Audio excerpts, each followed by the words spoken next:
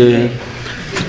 आनंद सत्य प्रकाश विभो आणि आधार नामरूपास बुद्धी न जाणे आणि जाणे त्यास तो अपार शुद्ध परमात्मा माझे अपार स्वरूप समुद्रावरती जनो तरंग ब्रह्मा विष्णू महेश गणपती सूर्यचंद्र वरुण यम मिरविती देवी कुबेरहितैषेची जो सर्वज्ञानी दयाघन मनी हृदयी ज्याचे करीती ध्यान त्याचे बुद्धी उपाधी करून मिथ्या भान मजची माझी होतसे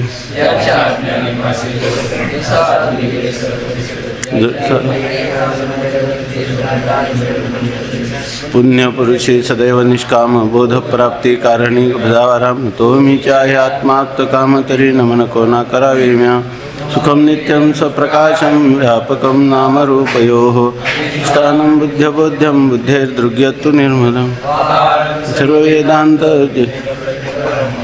तदेवाहं न मत्तोऽन्यदिति मे निश्चिता मतिः। आपण पाहिलं की कारणाध्यास आणि कार्याध्यास यांचा आणतात ना ते कारणाध्यास आणि कार्याध्यास ह्या दोन्हींचाही असंभव आहे। गेलेत आणायला महाराज आणतात।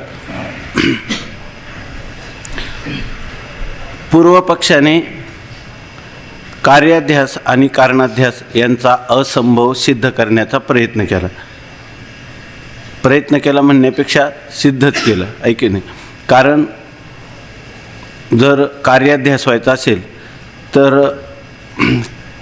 पहिल्यांदा प्रमाता प्रमाण आणि प्रमेय यांच्या ठिकाणी दोष असला पाहिजे आणि सत्यवस्तू ज्ञानजन्य संस्कार असले पाहिजे। वेदांताच्या दृष्टीनं कोणताच पदार्थ परमात्म्याच्या अतिरिक्त सत्य नाही, म्हणजे याचा अर्थ सत्यवस्तू ज्ञानजन्य संस्काराची उपलब्धी होत नाही। नंतर प्रमाता प्रमाण आणि प्रमेय या ठिकाणी दोषाची सिद्धी होत नाही। आणि कारण जे अज्ञान आहे तर ते कारण अज्ञान ते सुद्धा आद्यस्थ ठरलं पाहिजे। परंतु तुमचा आत्मा कसा आहे? स्वयंप्रकाश आहे। स्वयंप्रकाश आत्मेच्या ठिकाणी अज्ञान कधीच राहू शकत नाही। मग जर त्याची अज्ञानाचाच संभव नाही तर ते पुन्हा आद्यस्थ आहे हे ठरवण्याचं काही कारणच नाही। म्हणजे कारणाध्यासही सिद्ध होत नाही आणि कार्याध्यासही सिद्ध होत नाही। जर कार्य किंवा कारण हे आद्यस्थ सिद्ध झालं असतं तर अधिष्ठान ज्ञानाने त्याची निवृत्ती झाली असती। सत्य पदार्थाची निवृत्ती ही ज्ञानाने होत नाही, मिथ्या पदार्थाची निवृत्ती अधिष्ठान ज्ञानाने होते। पण कारण मिथ्या आहे का कार्य मिथ्या आहे? कारणही मिथ्या नाही आणि कार्यही मिथ्या नाही। जर एखादा पदार्थ मिथ्या नसेल किंवा कल्पित ठरला नाही अर्थात तो पदार्थ सत्य आहे आणि सत्य पदार्थाची निवृत्ती ही क्रियेने होते, ज्ञानाने होत नाही। आता तो म्हणजे थोडक्यात काय, जरी सर्व लोक मुमुक्षु असले, सर्वांना मोक्षाची इच्छा असली तरी तो मोक्ष अधिष्ठान आत्म्याच्या ब्रह्मस्वरूपाने होणाऱ्या ज्ञानाने किंवा अधिष्ठान ब्रह्माच्या आत्मत्वाने होणाऱ्या ज्ञानाने जर निवृत्त होत नसेल तर तो मोक्ष कशाने प्राप्त होईल? अर्थातच शंका येईल की नाही। तेव्हा पूर्वपक्ष सिद्धांत्याला म्हणतो की एकतर गोष्ट सिद्ध झाली नाही, काय की कार्य आणि कारण हे आद्यस्थ ठरले नाही, म्हणजे ते सत्य ठरले। आता सत्य ठरले तर ज्ञानाने निवृत्ती होत नाही, अर्थात क्रियेने निवृत्ती होते। पण क्रिया म्हणजे कर्म, तर ते कर्म मोक्षाचं साधन आहे। पण आहे म्हटल्याने नाही प्रतिज्ञा मात्रेनं वस्तुसिद्धी, प्रतिज्ञा केली म्हणजे काय वस्तूची सिद्धी होते असं नाही। तेव्हा कर्माने मोक्ष कसा मिळेल याची प्रक्रिया आम्हाला समजावून सांगा। तो म्हणतो तुम्ही फक्त शिष्यत्वाने माझ्याजवळ उपस्थित व्हा, माझ्याजवळ सर्व या ठिकाणी प्रश्नांची उत्तरं आहेत। आता कर्माने मोक्ष कसा मिळतो हे मी तुम्हाला सांगतो। त्याप्रमाणे जर तुम्ही ही, कारण काय आहे आपण तुम्ही म्हणाल हे वेदांताचंही श्रवण आहे आणि आता कर्माने मोक्ष मिळतो याचं ज्ञानच संपादन करायचं ना, शेवटी हे सुद्धा काय आहे, एक ज्ञानच आहे। ही गोष्ट खरी आहे। ज्ञानोबरायांनी आपण आता 4-5 दिवस चिंतन केलं, त्याच्यामध्ये काय मज अवगमली या दोन्ही मीमांसा श्रवणस्थानी बोध मदामृत मुनी आली शेविती। माऊली तर असं म्हणतात मज अवगमलिया, मी जेव्हा ह्या पूर्वमीमांसा आणि उत्तरमीमांसा अर्थात धर्मशास्त्र आणि तत्त्वज्ञानात वेदांतशास्त्र यांच्याकडे जेव्हा मी पाहतो, बाकीच्या दर्शनाला नाही म्हणता, फक्त ह्या 2 दर्शनांना माऊलीने किती मोठं स्थान दिले की धर्मशास्त्र आणि वेदांतशास्त्र यांचा अत्यंत सम्यक सुमधुर समतोल अशा प्रकारचा समन्वय माऊलींनी आपल्या वाङ्मयात प्रतिपादन केलेलं आहे. माऊली म्हणतात, जेव्हा ह्या पूर्वमीमांसेकडे मी पाहतो आणि धर्ममीमांसेकडे पाहतो आणि त्या आपलं आराध्य दैवत जे गणेश, त्या गणेशाचं मी वर्णन गणेशाचं दर्शन करतो.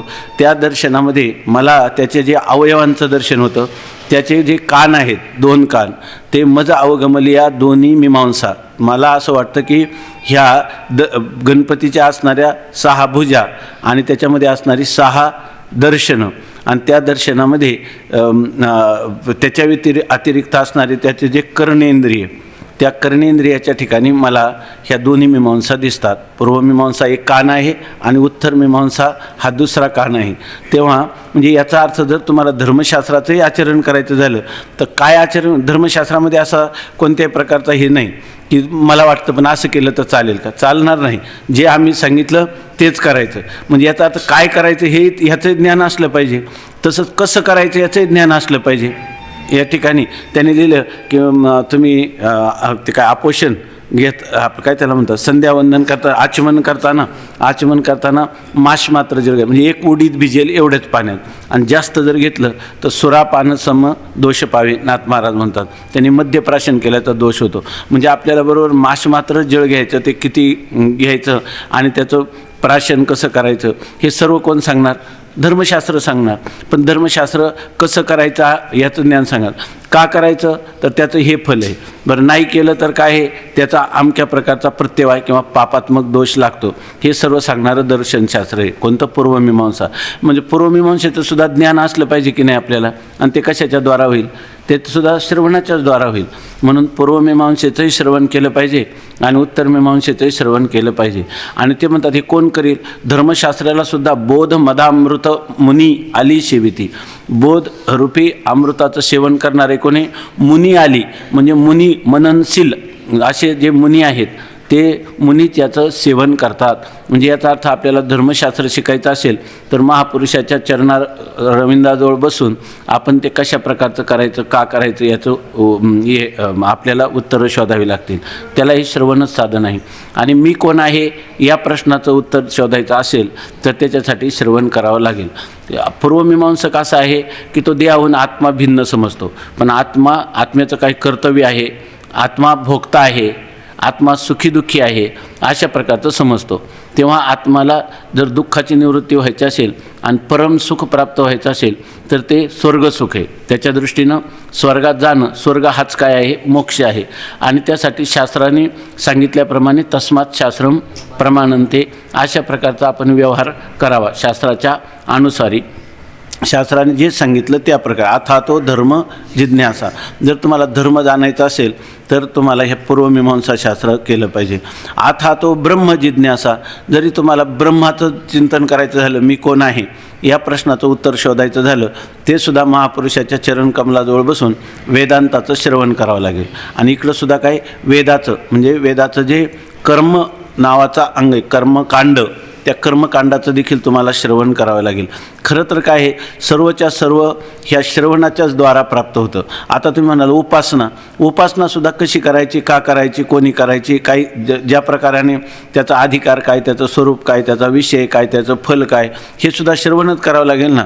जर तुम्हाला अथातो भक्तिम व्याख्याशामः, इथं नारद भक्तिसूत्रामध्ये पहिल्यांदा सूत्र काय आहे, अथातो भक्तिम व्याख्याशामः, भक्तीचं आम्ही काय करू, व्याख्यान करू. म्हणजे याचा अर्थ सगळ्याच ठिकाणी श्रवणाचं आवश्यकता आहे. म्हणून मनुष्याने श्रवण, कोणते कर्म असो, उपासना असो किंवा तत्त्वज्ञान असो, त्याचं काय त्या शास्त्राचं आपल्याला अगोदर श्रवण करूनच ज्ञान होईल, दुसरं काही नाही. म्हणून त्यांनी सांगितलं की प्रविष्ट्वा कर्णरंध्रेण स्वानाम भाव सरोरोहम धुनोती शमलम कृष्ण सलिलस्य यथा शरद. शरद ऋतूमध्ये जसं सगळं पाणी शुद्ध असतं की नाही, आता या ऋतूमध्ये पाऊस नाही, गढूळपणा कुठलाही नाही, स्वच्छ अशा प्रकारचं पाणी असतं. त्याचं मालिन्य जे असतं ते पूर्णपणे त्या ठिकाणाहून त्याचं निराकरण झालेलं असतं. तसं श्रवणाच्या द्वारा आपण आपल्या आपल्या अंतःकरणामध्ये असणारे कर्मकांडाविषयक, उपासनेविषयक, तत्त्वज्ञानाविषयक किंवा सर्वांचा समन्वय करताना या श्रवणाच्या द्वारा ह्या सगळ्या संशयाची निवृत्ती होते. म्हणून मज अवगमली या दोन्ही मीमांसा श्रवणस्थानी बोध मदामृत मुनी आली सेविती. तर या ठिकाणी ह्या पूर्वमीमांसेला श्रेष्ठ का म्हटलं? वास्तविक वैशेषिक दर्शन नाही का? त्याची सूत्र नाहीत का? आता त्यांनी तुझाले आतो अभ्युदय निश्रेयस सिद्धी, तुम्हाला या लोकातलं सुख आणि परलोकातलं सुख किंवा मोक्ष प्राप्त करून देणारा आमचं असं दर्शन आहे. पण पुन्हा जर आपण करायला गेलो त्याचं चिंतन, तर त्यांच्यामध्ये श्रुतीप्रमाण मानलेलं असूनही बौद्धिक तर्कावर, अनुमान प्रमाणावर अधिक जोर दिलेला आहे. इतकंच नाही तर ज्या ठिकाणी श्रुतीच्या विरुद्ध तर्क जर सिद्ध झाला तर ते श्रुतीप्रमाणाला मानत नाही, म्हणून आम्ही त्याचा विचार करत नाही. ह्या दोन मीमांसा, ही पूर्वमीमांसा तर ह्या वेदाविषयी इतकं त्यांना आस्था आहे किंवा वेदाचं इतकं प्रामाण्य मान्य आहे की शास्त्र म्हणेल ते सांडावे, जे राज्य ही तृण मानावे, घे म्हणितले या न म्हणावे विषय विरू. त्यांनी लिहिलं की ज्ञानोबरायांचे आईवडील त्यांना देहांत प्रायश्चित्त सांगितलं. लहान लहान मुलं ईश्वरी अवतार त्यांच्या पोटी आलेले आणि त्यांना प्रायश्चित्ताची गरज होती का? तरी त्यांनी प्रायश्चित्त केलं का? धर्ममीमांसेचा सिद्धांत आहे तो जसाच्या तसा त्यांनी मांडला. त्याच्यासाठी देहांत प्रायश्चित्त घेतलं की नाही? लहान लहान बालकांना अवतारी कुटीतले महापुरुष साध्वी मुक्ताबाई त्यांना सोडून गेले. म्हणजे याचा अर्थ धर्ममीमांसा जे आहे त्याच्यामध्ये काही पर्याय नाही, जसं शास्त्राने सांगितलं तशा प्रकारचं आचरण करायचं. म्हणजे आणि त्यांच्या उदराला कोणतं ज्ञानोबरायांसारखे महाविष्णूचे अवतार आले. याचा अर्थ आहे जो धर्ममीमांसेचं पालन करतो त्यालाच तत्त्वज्ञान खऱ्या अर्थाने होऊ शकतं. जर धर्ममीमांसेचं उपेक्षा केली किंवा तिचा अनादर केला किंवा तिचं उल्लंघन केलं आणि तुम्ही वेदांत चिंतन करायला प्रवृत्त झाले तर वेदांत चिंतन कधीच फलीभूत होणार नाही. स्वामी महाराज सांगायचे की आचारभ्रष्टी सदा कष्टी. जो मनुष्य वेदविहित आचारापासून भ्रष्ट होतो तर तो पुरुष जो आहे तो कधीही आपल्या स्वस्वरूपाला प्राप्त होऊ शकत नाही. इतकंच नाही तर आचारभ्रष्टी पुरुष हा आपल्या सगुण साक्षात्काराला सुद्धा प्राप्त होत नाही. म्हणून त्याचंही आपल्याला श्रवणच करावं लागतं. अशा रीतीनं ह्या दोन मीमांसा आहे. तेव्हा पूर्वमीमांसा त्याच्यामध्ये जर तर सुद्धा चालत नाही. मला वाटतं सांगितलं होतं का कधी की हे जे कुमारील भट्ट आहे ना, कुमारील भट्टांनी असं प्रतिपादन केलं की वेद जो आहे तर वेदाचा प्रत्येक शब्द जसाच्या तसा स्वीकारायचा. काल आपण थोडं चिंतन केलं, त्याचा लक्ष्यार्थ, व्यंग्यार्थ अशी लक्षणं करायची नाही. शक्तिवृत्तीनं त्याने जे सांगितलं आहे त्याप्रमाणे मानायचं, इतका त्यांचा विश्वास आहे. तर वेद प्रामाण्याविषयी शंका होती तर त्याच्यामध्ये सगळा इतिहास मला ती कथा आठवत नाही, पण कुमारील भट्टांना कोणी तरी विचारलं की वेदाचं प्रामाण्य जसेच्या तसं स्वीकार करायचं हे कशावरून? कारण वेदांतामध्ये लक्षण आधी केलेले आहेत. त्यांनी सांगितलं वेदांत हा परिपूर्ण प्रमाण आहे. तर प्रमाण कशाला म्हणतात? प्रमाज्ञानाचं जे साधन, म्हणजे जे यथार्थ ज्ञानाचं साधन कोण आहे? अज्ञात ज्ञापक, आपल्याला अज्ञाताचं ज्ञापन करून देणारा कोण आहे? वेदच आहे. वेदाचं वेदत्व कशात आहे? अज्ञात ज्ञापकत्वम वेदस्य वेदत्वम, अज्ञात ज्ञापकत्वम शास्त्रस्य शास्त्रत्वम. जी गोष्ट आपल्याला अज्ञात आहे ती फक्त कोण सांगू शकतो? नाही श्रुती परवती माऊली जगा. इतका त्यांचा विश्वास होता. म्हणून त्यांनी सांगितलं की कड्यावरून उडी मारा आणि जर वेद प्रमाण असतील तर तुम्ही जिवंत राहाल. तर त्यांनी उडी मारली वरून, यदि वेदाहा प्रमाणम शिहू, बरोबर ना? जर वेद प्रमाण असतील तर असं म्हणून त्यांनी खाली उडी मारली कड्यावरून, आणि उडी मारली तर ते जसेच्या तसे उभे राहिले. परंतु त्यांना एक जो धक्का बसला त्याच्यामध्ये त्यांचा डोळा गेला, एक डोळा गेला. तेव्हा ते म्हणतात जर वेदाचं पूर्ण प्रामाण्य असताना माझा एक डोळा तरी कशासाठी जावा?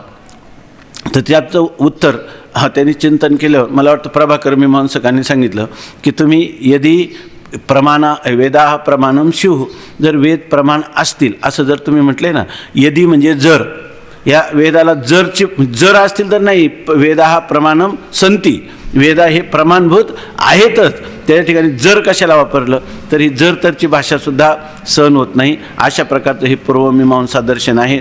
त्याचे हे जे कुमारील भट्ट आहे ते त्याचे पूर्वमीमांसा दर्शनाचे कर्ते आहेत किंवा आचार्य आहेत. आता त्याच्यासाठी जे दार्शनिक विचार निर्माण झाले त्याच्यामध्ये हे कुमारील भट्ट मूळ कर्ते आहेत. त्याच्यावर जैमिनी ऋषींनी सूत्र लिहिलेले आणि त्या जैमिनी ऋषींच्या सूत्रावर कुमारील भट्टांनी पुन्हा त्याचं काय केलं, वार्तिक केलं. नाही, जैमिनी हे त्याच्या आचार्य आहेत.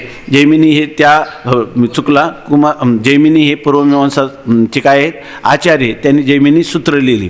त्याचे 12 अध्याय आहेत किंवा संकर्षण कांड म्हणून एक उपासना कांडाचा भाग आहे. परंतु आपले उपासना ही सुद्धा एक आहे, उपासनासुद्धा मानसिक कर्मच आहे ना, उपासना मानसिक कर्म आहे म्हणून त्याचा काही लोक समावेश करतात. तर ते 16 अध्याय होतात आणि त्याच्यावर कुमारील भट्टांनी वार्तिक लिहिले. श्लोक वार्तिक आणि तंत्र वार्तिक नावाची दोन त्याच्यावर लिहिलेली त्यांनी भाष्य आहेत, म्हणजे आपले वार्तिक आहेत.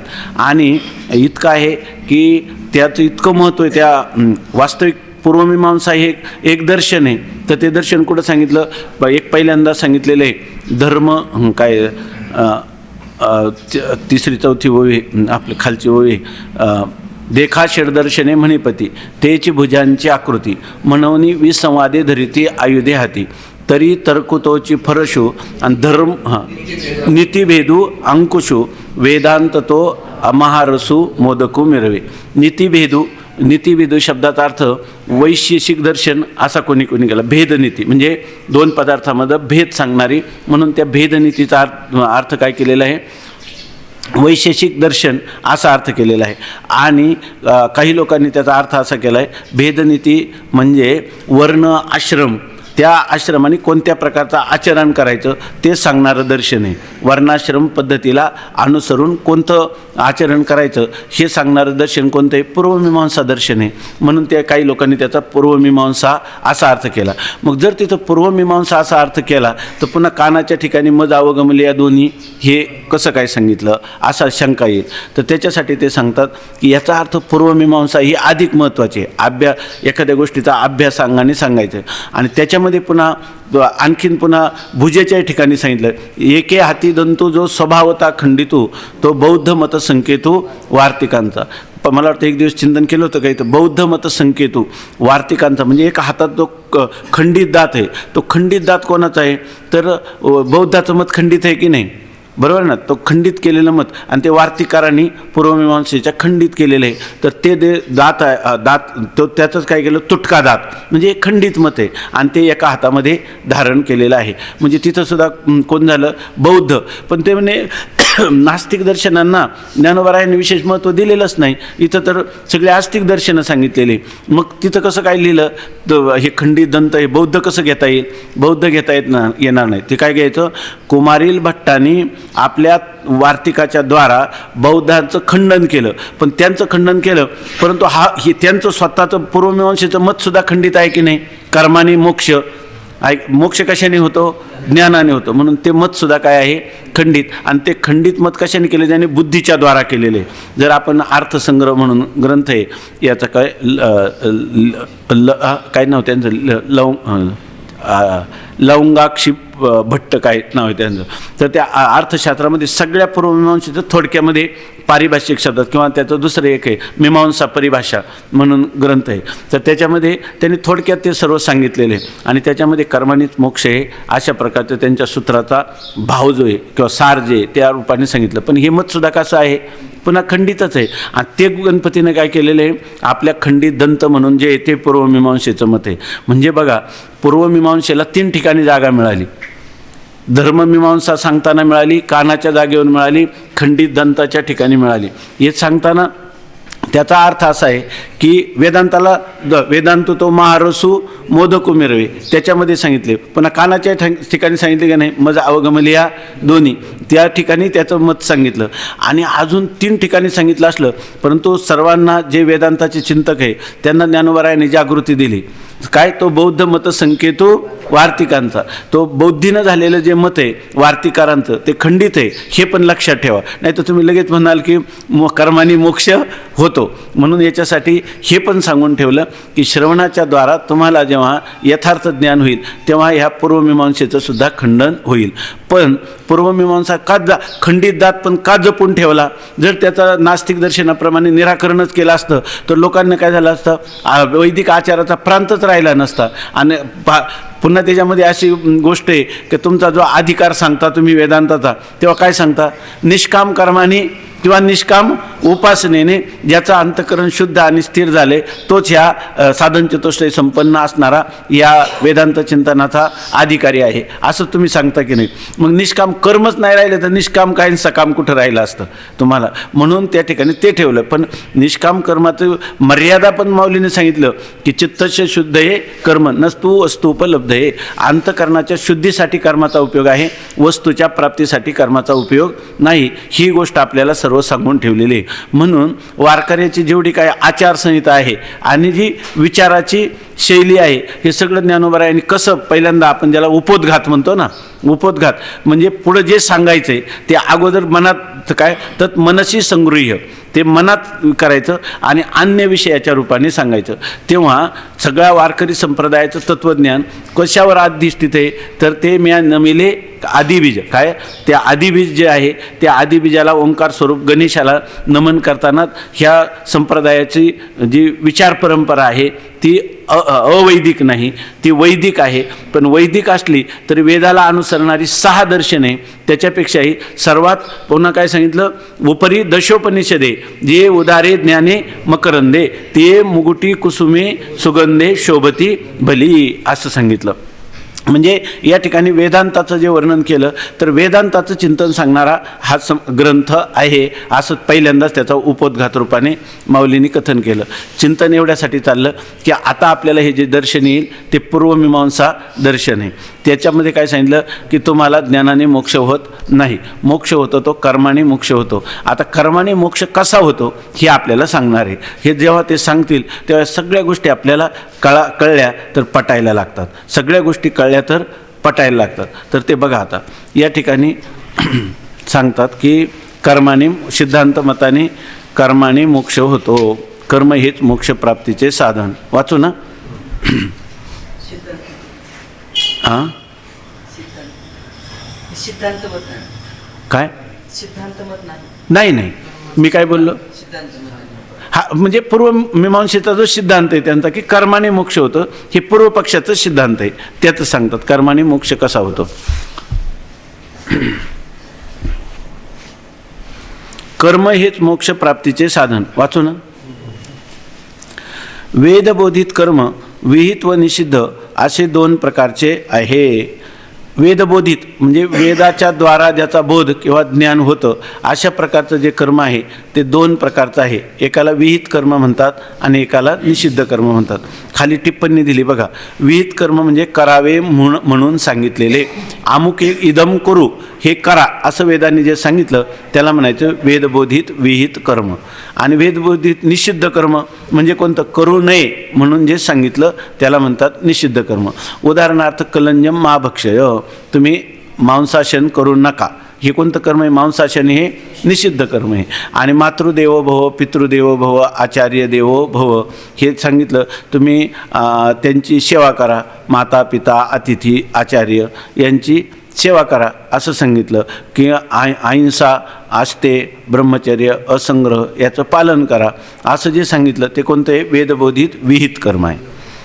वेदबोधित कर्म विहित व निषिद्ध असे 2 प्रकारचे आहे. पुरुष प्रवृत्त्यर्थ जे सांगितले ते विहित व निवृत्त्यर्थ जे सांगितले ते निषिद्ध कर्म म्हणावे. आता पुरुष प्रवृत्त्यर्थ म्हणजे पुरुषाची त्याच्यामध्ये प्रवृत्ती व्हावी यासाठी जे सांगितलं ते विहित कर्म. आणि निवृत्त्यर्थ पुरुषाची त्याच्यापासून निवृत्ती व्हावी, पुरुष त्याच्यापासून विन्मुख परान्मुख व्हावा, त्याने त्या आचरणात आणू नये असं जे सांगितलेलं कर्म आहे त्याला म्हणतात निषिद्ध कर्म. या कर्मविचारात पाप पुण्य उत्पन्न करून देणाऱ्या फक्त वेदबोधित कर्माचा विचार आहे. आता वेदातलं वेदबोधित कर्म कोणतं सगळ्या कर्मांचा विचार नाही. आपल्या पापण्यांची उघडझाप होते की नाही, मग हे एक कर्म आहेच की नाही त्या ठिकाणी, बरोबर आहे की नाही. तर ह्या कर्मांचा या ठिकाणी विचार नाही. सहज कर्म चालू आहे ना.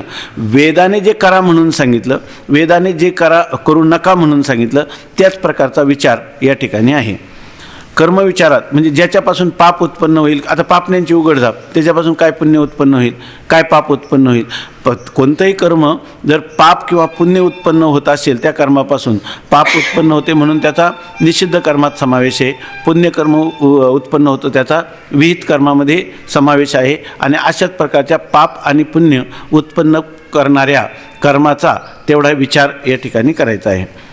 जांभई, शिंक, ढेकर इत्यादी शरीराच्या ठिकाणी होणारे जे सहज व्यापार त्यास शास्त्रीय विचारात कर्म म्हणत नाही. सहज व्यापार, शिंक आली, आता त्याच्यापासून काय त्याच्यात आपल्याला स्वातंत्र्य काय, ढेकर आला, शिंक आला, जांभई आले, तर याच्या म्हणून पाठामध्ये कधी जांभई आली तर आपल्याला काही संकोच वाटण्याचं कारण नाही, कारण त्याच्यापासून पाप पुण्य उत्पन्न होत नाही. या कर्मविचारात पाप पुण्य उत्पन्न करून देणाऱ्या फक्त वेदबोधित कर्माचा विचार आहे. जांभई, शिंक, ढेकर इत्यादी शरीराच्या ठिकाणी होणारे जे सहज व्यापार, सहज म्हणजे स्वाभाविकपणे होणारे व्यापार, त्यास शास्त्रीय विचारात कर्म म्हणत नाहीत. विहित कर्मात नित्य, नैमित्तिक, काम्य आणि प्रायश्चित्त असे 4 भेद आहेत. आता विहित कर्मामध्ये पुन्हा 4 भेद केले. एक नित्य कर्म, नैमित्तिक कर्म, प्रायश्चित्त कर्म आणि काम्य कर्म असे 4 भेद आहेत. नित्य नैमित्तिक कर्म केवळ वेदाज्ञेवर अवलंबून आहे, पुरुष इच्छेवर अवलंबून नाही. आता नित्य कर्म जे करायला सांगितलं किंवा काही निमित्ताने वर्षश्राद्धादी कर्म हे आपल्या इच्छेवर अवलंबून नाही. वेदाने सांगितलं ना, ते वेदाने सांगितलं त्याप्रमाणे ते कर्म तेव्हा तसं त्या अधिकाऱ्याने ते कर्म करायचं. या नाही, पण मला वाटतं की नको असं म्हणून चालत नाही. ते आपल्या स्वतः पुरुषाच्या इच्छेवर कोणत्याही प्रकारचं अवलंबून नाही. कोणतं नित्य नैमित्तिक कर्म ते कशावर अवलंबून आहे? केवळ वेदाज्ञावर. वेदाने सांगितलं म्हणून करायचं. कारण ते न केले तर शास्त्राने प्रायश्चित्त सांगितले आहे, केले तर मात्र पुण्य नाही. आता या नित्य नैमित्तिक कर्माचं कर्मविषयक पूर्वमीमांसेची काय धारणा आहे?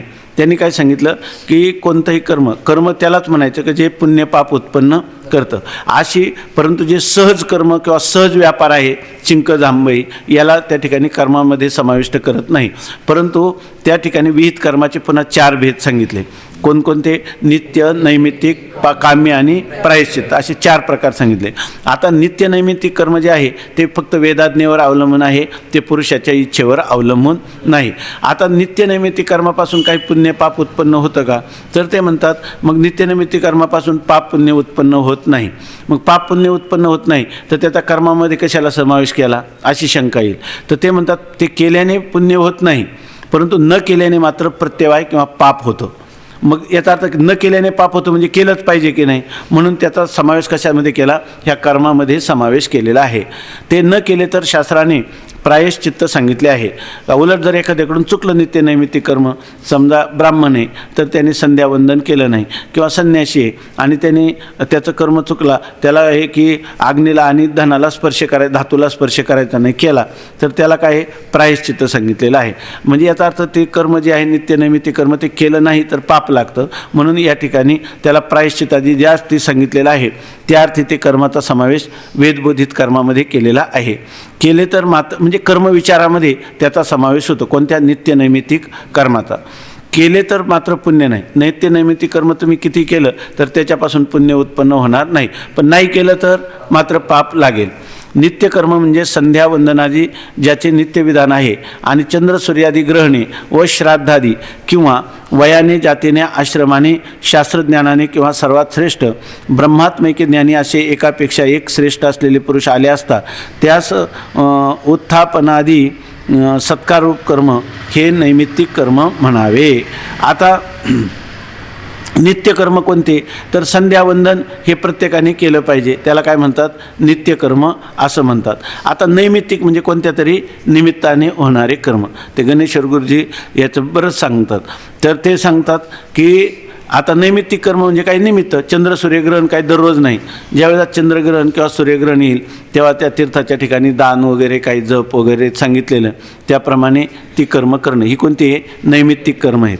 किंवा श्राद्ध, आपल्या वडिलांचं श्राद्ध करणं, आईचं, किंवा वया आणखीन दुसरं सांगणं नैमित्तिक कर्म. तर आपण आपल्या सारखेच आसन घेऊन उभे नसतो, तर ज्यावेळेला कोणी विशेष अतिथी येतो तर त्याला आल्यानंतर आपण बसा किंवा आसन देणं किंवा पाणी देणं किंवा उभं राहणं, त्याला नमस्कार करणं ही नैमित्तिक कर्म आहेत. ही नैमित्तिक तुम्हाला नाही केलं तर चालेल का? ते चालणार नाही. नाही केलं तर तुम्हाला प्रायश्चित्तादी घ्यावे लागतात.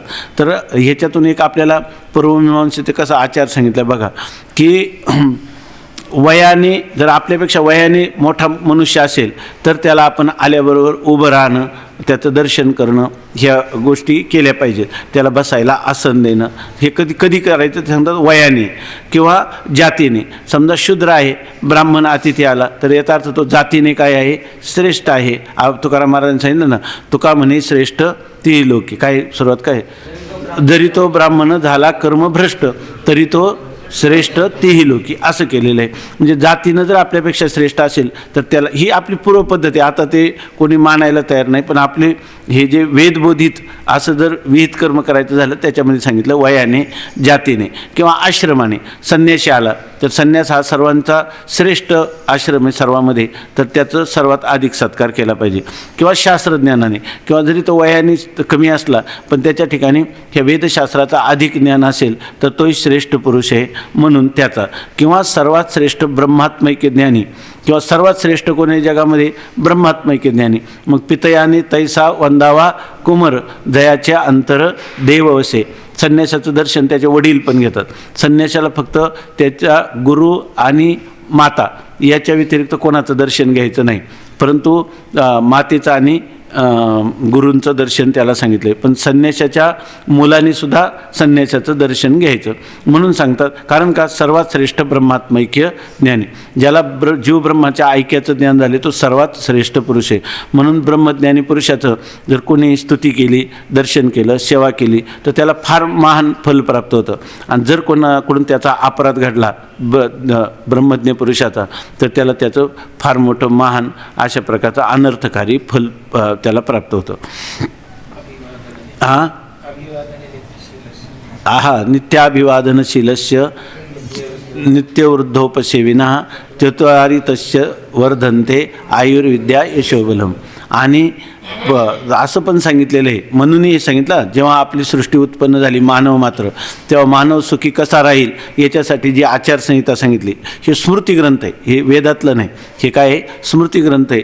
परंतु त्यांनी सांगितलं की जर तुम्हाला आयुष्य, विद्या, यश, बल पाहिजे असेल तर जे लोक आपल्यापेक्षा वयाने, संन्याशाने, जातीने श्रेष्ठ असतील तर त्यांची सेवा करायची. नित्यवृद्धोपसेविना. आणि त्याला चत्वारी तस्य वर्धन्ते, 4 गोष्टी त्याच्या नेहमी वाढत राहतात. कोणत्या, आयुर्विद्या यशोबलम, त्याचं आयुष्य वाढतं, त्याचं ज्ञान वाढतं, त्याचं यश वाढतं आणि त्याचं बल वाढतं असं सांगितलं आहे. अजून दुसरं सांगितलं आहे की बऱ्याच वेळेला आपल्याकडून त्यांनी लिहिलं अपूज्या यत्र पूज्यन्ते, ज्या लोकांची पूजा, घुले बाबा सांगायचे की कोणी वाकलं की दोन्ही पाय जुळून घेतो. ते म्हणायचे की बेट्या तुझे पाय किती अपवित्र आहेत आणि ते जुळतो कसे, आहे की नाही दर्शन घ्यायला. ते कोणाचंही दर्शन घेऊ नये बुवा म्हणायचे. कारण का, अपूज्या यत्र पूज्यन्ते, अपूज्य लोक जे असतात त्यांची जिथं पूजा केली जाते. आणि पूज्यानांचे व्यतिक्रम, आणि जे पूज्य लोक आहेत त्यांचा मात्र व्यतिक्रम केला जातो. त्याच्या कारण नाही म्हणे तुम्ही महापुरुषाचं दर्शन केलं नाही आणि त्याचं काय केलं नाही म्हणे, तो आम्हाला मदत करतो बऱ्याच वेळेला, त्याचं आपलं काय आपला व्यवहार आहे असं म्हणतात. परंतु तो अपूज्य किती, अपवित्र किती आहे, त्याचा जर व्यतिक्रम केला तर चत्वारी तस्य नश्यन्ति, त्याच्या 4ही गोष्टी काय होतात, नाश पावतात. त्याचं आयुष्य कमी होतं, विद्या कमी होते, यश कमी होतं आणि बल कमी होतं असं सांगतात. मग हे आचार शिकवणारं पूर्वमीमांसा दर्शन आहे की नाही. म्हणून सांगतात की वयाने, जातीने, आश्रमाने, शास्त्रज्ञानाने किंवा सर्वात श्रेष्ठ ब्रह्मात्मैक्य ज्ञानी असे एकापेक्षा एक श्रेष्ठ असलेले पुरुष आले असता त्यास उत्थापनादी सत्कार रूप कर्म. उत्थापनादी म्हणजे उठून उभं राहायचं, त्याला नमस्कार करणं, आसन देणं, पाणी देणं, अशा प्रकारचं. ते आपले विद्यानंद स्वामी सांगायचे की हे तर झालं, परंतु ब्रह्मचारी असो किंवा संन्यासी असो, जर तो 4 भिंतीच्या आत राहत असेल तर तो गृहस्थच आहे. तर त्यालासुद्धा हे सगळे नियम आहे. कोणी आलं तर आपण म्हणतो बा आम्ही काय आम्ही कशाला चौकशी करू. काही लोकांनी लिहिलेलं असतं, आता नाही लिहित, पहिले बरेच लिहायचे. आले सुखे या, गेले सुखे जा. आले तर या, गेले तर जा. संन्यासाचा असा नियम आहे तर कोणाला आले तर या पण असं म्हणायचं नाही आणि जाताना तुम्ही केव्हा जाणार असं पण विचारायचं नाही. आला तर बसेल तोपर्यंत बसेल, जायचं तेव्हा जाईल असा पण नियम आहे. याचा अर्थ ते सांगायचे की हा नियम कोणासाठी आहे? की ज्याने गिरीकंदरामध्ये झाडाखाली नदी किनाऱ्यावर वास करतो, ज्याला स्वतःची कुठल्याही प्रकारची उपाधी नाही, त्याच्यासाठी हा नियम आहे. आणि ज्याच्यासाठी चार भिंतीच्या आत व्यवस्थित वळकटी वगैरे सर्व घेऊन राहतो, जेवण चार भिंतीच्या आत करतो, तर त्याने आलेल्या कोणत्याही माणसाला ते म्हणायचे खऱ्या अर्थाने त्याला काय जेवढे ग्रस्ताचे नियम आहे जवळजवळ सगळे नियम त्याला प्राप्त आहे. म्हणून कोणाचा खरं तर काय सगळ्यांचा सत्कार करावा आहे की नाही, सगळ्यांचं वाईट काय आहे त्याच्यामध्ये. आता एकापेक्षा एक श्रेष्ठ असलेले पुरुष आले असता त्यास उत्थापनादी सत्कार कर्म रूप ते नैमित्तिक कर्म म्हणावे. जे विशेष फलप्राप्तीकरता विधान केलेले असते ते काम्य कर्म म्हणावे. आता हे नित्य नैमित्तिक कर्म झालं. आता दुसरं कोणतं आहे? काम्य कर्म. जर विशेष फलप्राप्तीकरता म्हणजे विशेष आपल्याला जर इच्छित आपल्याला एखादं विशेष फल पाहिजे असेल आणि त्यासाठी वेदांनी निरूपण केलेलं जे कर्म, त्या कर्माचं अनुष्ठान जर आपण केलं तर त्याला म्हणायचं काम्य कर्म. जसे पाऊस पडण्याकरिता कारिरी याग किंवा स्वर्गकामार्थ अग्निहोत्र सोमादी याग आणि जे पापनिवृत्तीकरता विधान केलेले असते ते प्रायश्चित्त कर्म म्हणावे. आता काम्य कर्म कशाला म्हणायचं? तर आता दुष्काळ आहे, पाऊस पडायचा आहे म्हणून कोणता याग करावा? कारिरी याग. मग ती कारिरी याग म्हणजे वेदविहितच कर्म आहे की नाही, परंतु ते काही इच्छेने केलेले आहे म्हणून त्याला काय म्हणायचं? काम्य कर्म.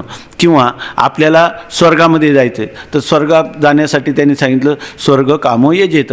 स्वर्ग कामना करणाऱ्या पुरुषांनी यजन करावं, याग करावा, यज्ञ करावा. परंतु कोणता? अग्निहोत्र करावं किंवा सोमादी याग करावा. पण सोमादी याग किंवा अग्निहोत्र जर स्वर्गप्राप्तीसाठी असेल तर त्या कर्माला कोणतं नाव आहे? काम्य कर्म. आणि जे पापनिवृत्तीकरता विधान केलेले असते ते प्रायश्चित्त कर्म म्हणावे. आपल्याकडून एखादं पाप घडलेलं असेल आणि त्या पापाच्या निवृत्तीचं साधन जर वेदाने सांगितलेलं असेल आणि ते कर्म आपण त्या कर्माचं अनुष्ठान केलं तर ते कर्म कोणतं आहे? पापनिवृत्तीसाठी केलेलं कर्म आहे, त्याचा समावेश प्रायश्चित्त कर्मामध्ये होतो. जसे त्याचं उदाहरण देतात, जसे प्रमादाने संन्यासास द्रव्य घेतल्याने पाप होते, त्या पापाची निवृत्ती घेतलेल्या द्रव्याचा त्याग आणि 3 दिवस उपवास केल्याने होते. एखादा लोभी संन्यासी द्रव्य घेऊन 3 दिवस उपवास करील, पण नुसते उपवास करणे हे प्रायश्चित्त कर्म नाही. द्रव्य त्यागपूर्वक 3 दिवस उपवास हे विशेष लक्षात ठेवण्यासारखे आहे. आता या ठिकाणी प्रायश्चित्त कर्माचं उदाहरण दिलं की एखाद्या संन्यासाचं काय आहे? संन्यास तो त्याग संकल्पाचा, त्याच्या अंतःकरणात संकल्पसुद्धा द्रव्याधिकासाठी होऊ नये. पण समजा एखाद्याने प्रमाद शब्दाचा 2 प्रकारचा अर्थ करतात. एक नजर चुकीनं, असावधानतेनं एखादी जर चूक घडली तर त्याला काय म्हणतात? प्रमाद. दुसरं प्रमाद शब्दाचा अर्थ आहे आपल्याला कळलं आहे की ह्याच्यापासून अनर्थ होणार आहे, परंतु आपल्या अंतःकरणात लोभादी दोषामुळं जर एखादी गोष्ट आपण स्वीकार केला किंवा एखादी गोष्ट आपल्याकडून घडली तर तिच्यापासून काय होतं? पापच निर्माण होतं. आणि त्या पापाची आता घडून तर गेलं, आपलं शास्त्र इतकं दयाळू आहे की एखाद्याकडून पाप झालं की ते पापाचं सुद्धा परिहार व्हावा अशा प्रकारची त्याच्या विरुद्ध कर्म वेदाने सांगितलेले आहेत. त्यांना म्हणतात पापनिवृत्तीसाठी केलेली जी कर्म त्याला म्हणतात प्रायश्चित्त कर्म. त्यासाठी उदाहरण दिलं की संन्यासी महात्म्याने प्रमादाने म्हणजे चुकून या ठिकाणी जसं मधुकरीला गेला, ते आहे ना नाथ महाराज आपलं ते काय नवनाथमध्ये कोणतरी काय सोन्याची वीट का काय त्याच्या जुळीमध्ये टाकली. मग आता संन्याशांनी तर स्पर्श करायचा नाही, पण स्पर्श तर झाला, मग काय करायचं? तर त्याच्यासाठी त्याला प्रायश्चित्त सांगितलं 3 दिवसाचा उपवास करायचा. पण कसा? द्रव्य त्यागपूर्वक 3 दिवसाचा उपवास करायचा. नाहीतर काही लोक त्याचा अर्थ असाही नाही, प्रायश्चित्ताचा अर्थ आहे की त्याने लिहिलं आहे पश्चात्तापेनं शुद्धता. जर मनुष्यानं पश्चाताप झाला एखाद्या क्रियेचा तरी त्याची शुद्धता होती. किंवा वेदविहित जे प्रायश्चित्त कर्म आहे ते केलं तरी त्याच्या पापाचं अपनोदन होतं किंवा पापाची निवृत्ती होते. पण ते पाप पुन्हा करायचं नाही. नाहीतर जाणीवपूर्वक प्रायश्चित्त आहे म्हणून जर तुम्ही म्हणायला लागले किंवा संन्याशांनी समजा सोन्याची वीट घेतली, आता सोन्याचा भाव किती आहे आणि मग जाऊ द्या 3 दिवस उपवास करू, आहे की नाही, आणि पुन्हा 3 दिवस उपवास करू पण सोनं किती जमा होते असं म्हणून जर प्रायश्चित्त केलं तर ते चालणार नाही. त्यासाठी शास्त्राने काय सांगितलं? द्रव्य त्यागपूर्वक जे द्रव्य आले त्याचाही त्याग करायचा आणि याला स्पर्श झाला म्हणूनही काय करायचा? पुन्हा उपवास करायचा. जसं तुकाराम महाराजांनी त्या शिळेशी संवाद केला की नाही, त्या शिळेवर शिवाजी महाराजांना वाटलं की यांना साक्षात घ्यायला काही वाटत असेल तर म्हणून मग म्हटले की नको, याच्यामध्ये यांना न दुखवता आपण शिळेवर नेऊन ठेवू द्रव्य, आणि तुकाराम महाराज स्नानाला आल्यावर पाहतील आणि घेतील. आणि दूर एक मनुष्य ठेवला शिवाजी महाराजांनी आणि बघत राहिले. तर त्या शिळेशी संवाद केला तुकाराम महाराजांनी, उद्यापासून तुझ्यावर स्नान करणार नाही. मी एवढे वर्षानुवर्षे तुझ्यावर स्नान करतो तरी अजून तुला जड असून त्या धनाचा लोभ सटला नाही. तू अखेर काय आहे, जडच आहे. त्यामुळं आता मी तुझ्यावर स्नान करणार नाही. त्या शिळेला बिचारीला वाईट वाटलं आणि ती शिळा जे उसळली तर 3 वेळा खाली गेली आणि वर आली. म्हणजे कधी धन पडल्यानंतर, माती व्यवस्था धन पडल्यानंतर धन खालच्या पहिल्या बुडीतच गेलं तरी तिनं प्रायश्चित्त घेतलं, 3 बुड्या केल्या आणि म्हणे तुम्ही माझ्यावर स्नान करत जा, म्हणजे उद्यापासून करीत जाईल. असं म्हणजे धनाचा त्यागपूर्वक नाही तर धनाचा त्याग करून मग त्याचं स्वीकार करायचं, म्हणजे आपलं प्रायश्चित्त कर्म करायचं, स्वीकार नाही करायचा. म्हणून जसे प्रमादाने संन्यासास द्रव्य घेतल्याने पाप होते, त्या पापाची निवृत्ती घेतलेल्या द्रव्याचा त्याग आणि 3 दिवस उपवास केल्याने होते. एखादा लोभी संन्यासी द्रव्य घेऊन 3 दिवस उपवास करील, पण नुसते उपवास करणे हे प्रायश्चित्त कर्म नाही. द्रव्य त्यागपूर्वक 3 दिवस उपवास हे विशेष लक्षात ठेवण्यासारखे आहे. हे कर्माचे स्वरूप सांगितल्यानंतर मुमुक्षुने काय करावे त्याचा विचार सांगतो. पहिल्यांदा कर्माने मोक्ष होतं सांगताना नेमकं कर्माचे 4 प्रकार कोणते हे सांगितलं. आता हे कर्माने ज्याला मोक्ष पाहिजे, ज्याला पापाची निवृत्ती करायची, ज्याला पाप लागू नये असं वाटत असेल तर ही 4 प्रकारची कर्म सांगितली, बरोबर ना. ही 4 प्रकारची कर्म सावध आहे ना, ही 4 प्रकारची कर्म सांगितली. आता आपल्याला काय सांगायचं आहे, कर्माने मोक्ष कसा होतो. समोरचा कोण आहे, जिज्ञासू आहे, मुमुक्षू आहे, तर त्याला मोक्ष कसा होतो हे आता कर्माने मोक्ष कसा होतो याचं प्रतिपादन करून राहिले आहे की नाही. तर आता सांगतात हे कर्माचे स्वरूप सांगितल्यानंतर मुमुक्षूने काय करावे त्याचा विचार सांगतात. हा इथं काय आहे, हा आहे मुमुक्षू, आणि त्याला तर सांगितलं ज्ञानाचा काय उपयोग नाही. उपयोग कोणाचा आहे, कर्माचा. मग आता कर्माने मोक्ष कसा होतं हे सांगा ना तुम्ही. अगोदर दुसरे कशाला सांगायला लागले, पण त्याचं सगळं अगोदर सगळं स्वरूप तर समजायला पाहिजे. कालच सांगितलं की जर ह्या कर्माचं स्वरूप समजायचं असलं तर ज्ञानेश्वरी एवढे 7 खंड त्या याचे दर्शनाचे, आणि ते आपल्याला वाचले कथा कादंबऱ्यासारखे कळतील असं नाही. कोणी महापुरुषाच्या चरणाजवळ तोही विशेष तज्ज्ञ त्याच्यातला असला तर कळेल, परंतु ते थोडक्यात आपल्याला समजावून सांगतात या ठिकाणी. आता मुमुक्षूनं काय करायचं, आम्हाला पाहिजे मोक्ष, आम्हाला काय प्रायश्चित्त कर्म करायचे, नित्यनैमित्तिक कर्म, ह्यांनी स्वर्गाला जायचे, हे पापाची निवृत्ती करायची, हे काय आमचं उद्दिष्टच नाही. आम्हाला काय पाहिजे, कर्माने मोक्ष. ज्ञानाने तर काय होत नाही म्हणता, कर्माने होतो. तर ते कसा होतो सांगा. मुमुक्षूसाठी तुमचा काय उपदेश आहे तो आम्हाला अपेक्षित आहे, आणि तो आता सांगतात. मुमुक्षुने निषिद्ध व काम्य कर्म करू नये, पहिला शिक्कामोर्तब केला. आता मोक्ष पाहिजे ना, मुमुक्षुने काम्य कर्म करू नये. काम्य म्हणजे स्वर्गाधिकांच्या प्राप्तीच्या इच्छेने केले जाणारे जे अग्निहोत्र किंवा सोमयाग हे मुमुक्षुने करण्याचं कारण नाही. काम्य कर्म करायचं नाही आणि निषिद्ध कर्मही करायचं नाही. जे करू नका असं सांगितल्याने काय होईल, पाप निर्माण होईल. आता काय मोक्ष प्राप्त होण्यासाठी पापाची आवश्यकता आहे का पुण्याची आवश्यकता आहे. मोक्ष म्हणजे पापातून आणि पुण्यातून दोन्हीतूनही मुक्त झाला पाहिजे ना. तर त्या ठिकाणी काय पाप पुण्य का पाप पुण्य उभे न स्पृश्यतः. जर त्याला पाप आणि पुण्य ही दोन्ही जर स्पर्श करणार नाहीत तरच तो मुक्त होईल ना. नाहीतर पापाचं फल म्हटलं, मुक्त मनुष्य म्हणजे काय, त्याचा शेवटचा जन्म, पुन्हा जन्म मरण परंपरा येऊ नये. जर त्याच्याकडून पाप अधिक झालं तर कुठं जाईल, नरकात. पुण्य अधिक झालं तर कुठं जाईल, स्वर्गात. आणि पाप पुण्य समान झाले तर होईल मोक्ष, आहे की नाही. पाप पुण्य समान झाले तर कुठं जाईल, मनुष्य जन्माला येईल, आहे की नाही. तर मग मनुष्य जन्माला आला तर मोक्ष होईल काय, मनुष्य जन्माला आला तर मोक्ष होईल काय. मनुष्य जन्मात आल्यावर मोक्षाचं साधन केलं तर मोक्ष होईल. मनुष्य जन्माला येणं म्हणजे काय मोक्ष नाही, आहे की नाही. मोक्ष तर शेवटचा जन्म, तुका म्हणे एका मरणेची सरे, आहे की नाही. हा त्याचा शेवटचा जन्म आला पाहिजे. मग मनुष्य पाप पुण्य समान असलं तर चालेल का, पाप अधिक चालेल का पुण्य अधिक चालेल मोक्षासाठी. पाप पुण्य दोन्हीचाही पूर्णपणे क्षय झाला पाहिजे. यत्किंचित सुद्धा राहता कामा नाही. अशा प्रकारचा मोक्ष कसा होतो हे तुम्हाला कशाने होतो, कर्माने कसा होतो हे तुम्हाला सांगावं लागेल, आहे की नाही. हे सगळं गृहीत कृत्य डोळ्यासमोर धरून या ठिकाणी कर्माने मोक्ष कसा होतो हे या ठिकाणी हा पूर्वमीमांसक किंवा पूर्वपक्ष या ठिकाणी सांगत आहे. तो म्हणतो की जर मुमुक्षुला मोक्षच अभिप्रेत असेल तर ह्या कर्मविचारामध्ये त्यांनी निषिद्ध कर्म कधीही करायचं नाही आणि काम्य कर्म करायचं नाही. म्हणजे हा विचारसुद्धा किती चांगला आहे की नाही. मुमुक्षुने निषिद्ध व काम्य कर्म करू नये, कारण काम्य कर्माने उत्तम लोकप्राप्ती आणि निषिद्ध कर्माने नरकादी लोकांची प्राप्ती होती. काम्य कर्मात जर पुण्यात्मक केलं तर स्वर्ग आणि पापात्मक केलं तर नरक. याकरता ती दोन्ही न करता नित्यनैमित्तिकच कर्म करावे. मग आता 4 कर्मापैकी निषिद्ध कर्म करायचं नाही, काम्य कर्म करायचं नाही, मग राहिली कोणती 2च कर्म, कोणती प्रायश्चित्त कर्म आणि नित्यनैमित्तिक कर्म. मग मुमुक्षुने नित्यनैमित्तिक कर्म करावी की न करावी, तर ते सांगतात त्यांनी नित्यनैमित्तिक कर्म करावी. का करावी, तर निषिद्ध कर्माने नरकादी लोकांची प्राप्ती होते, याकरता ती दोन्ही न करता, ती दोन्ही म्हणजे काम्य आणि निषिद्ध न करता नित्यनैमित्तिक कर्मच करावे. ते तरी का करावं नित्यनैमित्तिक कर्म, त्याच्यापासून काय पुण्य उत्पन्न होतं का, नाही. मग तरी कशाला करा, न केलं तर पाप होतं, मग पाप उत्पन्न होऊ नये म्हणून नित्यनैमित्तिक कर्म करायचं. ते न केले तर पाप होऊन नीच लोकप्राप्तीचा प्रसंग येईल. पापाच्या प्रतिबंधार्थच नित्यनैमित्तिक कर्म करावे. नित्यनैमित्तिक कर्म केलं म्हणजे केल्याने पुण्य उत्पन्न होत नाही, त्याचा प्रश्नच नाही.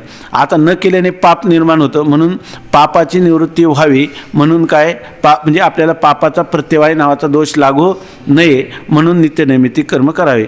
पाप प्रतिबंधाशिवाय नित्यनैमित्तिकाचे दुसरे फल नाही. नित्यनैमित्तिक कर्माचं फल काय, पुण्य उत्पन्न करणं हे फल आहे का. नित्यनैमित्तिक कर्माचं पुण्य उत्पन्न करणं हे फल आहे का, नाही.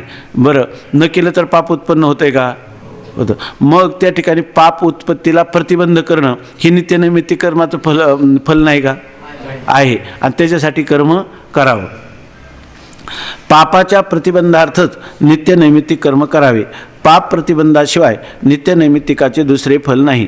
कदाचित चुकून निषिद्ध कर्म घडले तर प्रायश्चित्त कर्म करावे. आता राहिलं कोणतं कर्म, प्रायश्चित्त. प्रायश्चित्त कर्म कधी करायचं, चुकून आपल्याकडून एखाद्या वेळेला की राठी माझी न घडे काही ते काय पारखी आखरे पडे, काय ते हां त्याच्या अगोदर चालत या मार्ग चांडे आणि पारखिया अखरे पडे. या राठी माझी न घडे काही ते म्हणतात. चालताना मनुष्य किती जरी चालताना वेगवान असला किंवा त्याला ज्ञानवान असला तरीसुद्धा कधी रस्ता चुकतो की नाही, रस्ता चुकतो. मग काय त्याने चालते आहे मार्ग सांडे, मार्ग चुकू शकतो की नाही. चांगला नेहमीचा प्रवासातला आहे तरी त्याला भूल होते आणि तो म्हणतो की मला काय झालं, काय भ्रम झाला, मी पूर्वेकडे जाण्याऐवजी पश्चिमेकडेच गेलो, असं होतं की नाही. आणि काय पारखिया एकदम पारखी अगदी, परंतु त्याचा अखरेपणे त्यांनी सांगितलं ते असं ती गारगोटी होती, तर त्या गारगोटीला त्यांनी रत्नच समजलं. कधीच नाही, रत्न पारखी पण एकदा मात्र चूक झाली. पारख्याला सुद्धा अखरे म्हणजे काय, खरे आणि अखरे म्हणजे खोटे. अखरे पडे आपल्याला आखरे म्हणजे काय, अखरे म्हणजे जे खरं नाही ते. पारखी माणसाचं सुद्धा कधी खोटं ठरतं. कारण का, राटी माझी न, असंच आहे ना अर्थ, राटी माझी न घडे काही ह्या जगराटीमध्ये काय घडत नाही. तसं जरी कोणी ज्ञानीपुरुष असला तर त्याच्याकडून चुकू शकतं की नाही, म्हणून ते सांगतात. मग आता चुकलं, मग आता काय करायचं, त्याला प्रायश्चित्त कर्म घ्यायचं. म्हणजे ते निर्माण झालेले जे पाप आहे ते त्या पापाची काय होईल, निवृत्ती होईल. कदाचित चुकून निषिद्ध कर्म घडले तर प्रायश्चित्त कर्म करावे. प्रायश्चित्त कर्म साधारण व असाधारण असे 2 प्रकारचे आहे. आता जे प्रायश्चित्त कर्म करायचं त्या प्रायश्चित्त कर्माचे पुन्हा 2 प्रकार, एक साधारण प्रायश्चित्त कर्म आणि एक असाधारण प्रायश्चित्त कर्म, असं 2. आपल्या हातून अमुक एक पातक झाल्याचे समजले तर त्याच पातकाची निवृत्ती करण्याकरिता जे विधानशास्त्राने केले असेल तर ते असाधारण प्रायश्चित्त म्हणावे. जसे यतीस द्रव्य त्यागपूर्वक 3 दिवस उपवास हे प्रायश्चित्त द्रव्य ग्रहणाबद्दल सांगितले आहे, ते असाधारण प्रायश्चित्त कर्म. जर आपल्या एक असाधारण प्रायश्चित्त कर्म कोणतं, आपल्याकडून अमुक एक पातक घडलं असं जर आपल्याला ज्ञात झालं की हे पातक आपल्याकडून घडलं तर त्याच्यासाठी, त्या पातकाच्या निष्कृतीसाठी जे आपण वेदाने सांगितलेलं कर्म करतो ते कोणतं आहे, असाधारण प्रायश्चित्त कर्म. जसं यांनी उदाहरण दिलं की संन्याशाकडून काय घडलं की त्याने त्या द्रव्याला किंवा धातूला स्पर्श झाला तर मग त्याचं त्याच्या लक्षात आहे की नाही हे माझ्याकडून घडलं, मग तो काय करतो शास्त्रामध्ये पाहतो याला प्रायश्चित्त काय आहे, तर ते सांगतात की 3 द्रव्य त्यागपूर्वक 3 दिवसाचा केलेला उपवास. मग हे कोणतं प्रायश्चित्त झालं? असाधारण प्रायश्चित्त कर्म झालं. किंवा जसं लोक म्हणतात एखाद्याच्या हातून मांजर मेलं, स्वामी महाराज ते मांजर दूध प्यायला लागलं, स्वामी महाराजांनी लगेच त्याला काठी फेकून मारली, ते मरून गेलं लगेच जागेवर. तर त्यांना जेवणच गोड लागेना. ते म्हणे प्रायश्चित्त कर्म काय करायचं, मग आता याला काय करायचं? मग ते बंडोपंतांनी सांगितलं की बा शास्त्रात सांगितलं की काशीला जाऊन यायचं, मांजर मेलं तर काशीला गेलं पाहिजे. मग ते म्हणले मी काशीची यात्रा करतो याचं. ते म्हणे आपल्याला काशीला जायचं. नंतर पैसे नव्हते, मग ते म्हणले आता पैशाची व्यवस्था करायची. मागून त्यांना वाटलं एवढं खर्च लोकांकडून उसने घ्यायचं. ते म्हणले तात्या मी आत्तापर्यंत रात्री विचार केला 17 वेळा काशीला गेलो, 1 वेळ देऊन टाकू म्हणले त्याला.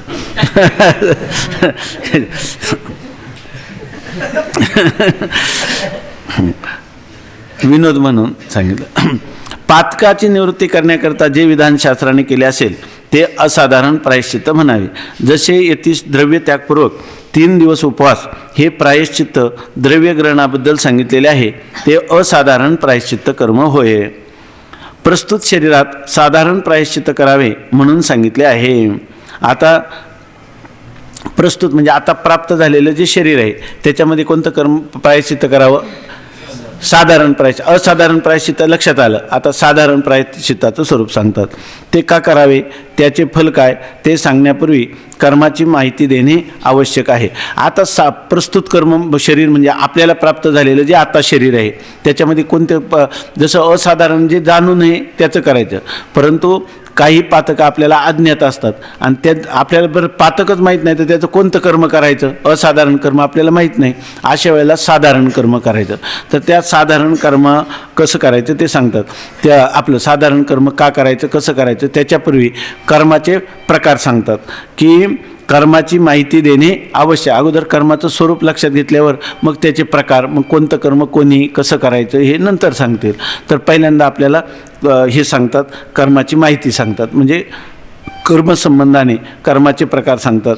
संचित, प्रारब्ध आणि क्रियमान या रीतीने कर्माचे 3 भेद आहेत.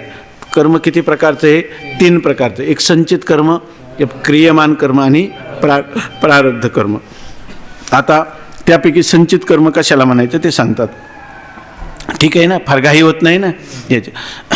अनादी कालापासून अनंत मनुष्य जन्मात जी कर्मे केली असतील आणि त्या कर्माच्या फलभोगास आरंभ झाला नाही अशा कर्माच्या साठ्यास संचित कर्म म्हणावे. आता काय आपण जन्म कधीपासून झालेत आपल्याला आणि किती झाले? किती जन्म झाला फेरा, गणित नाही जी दातारा.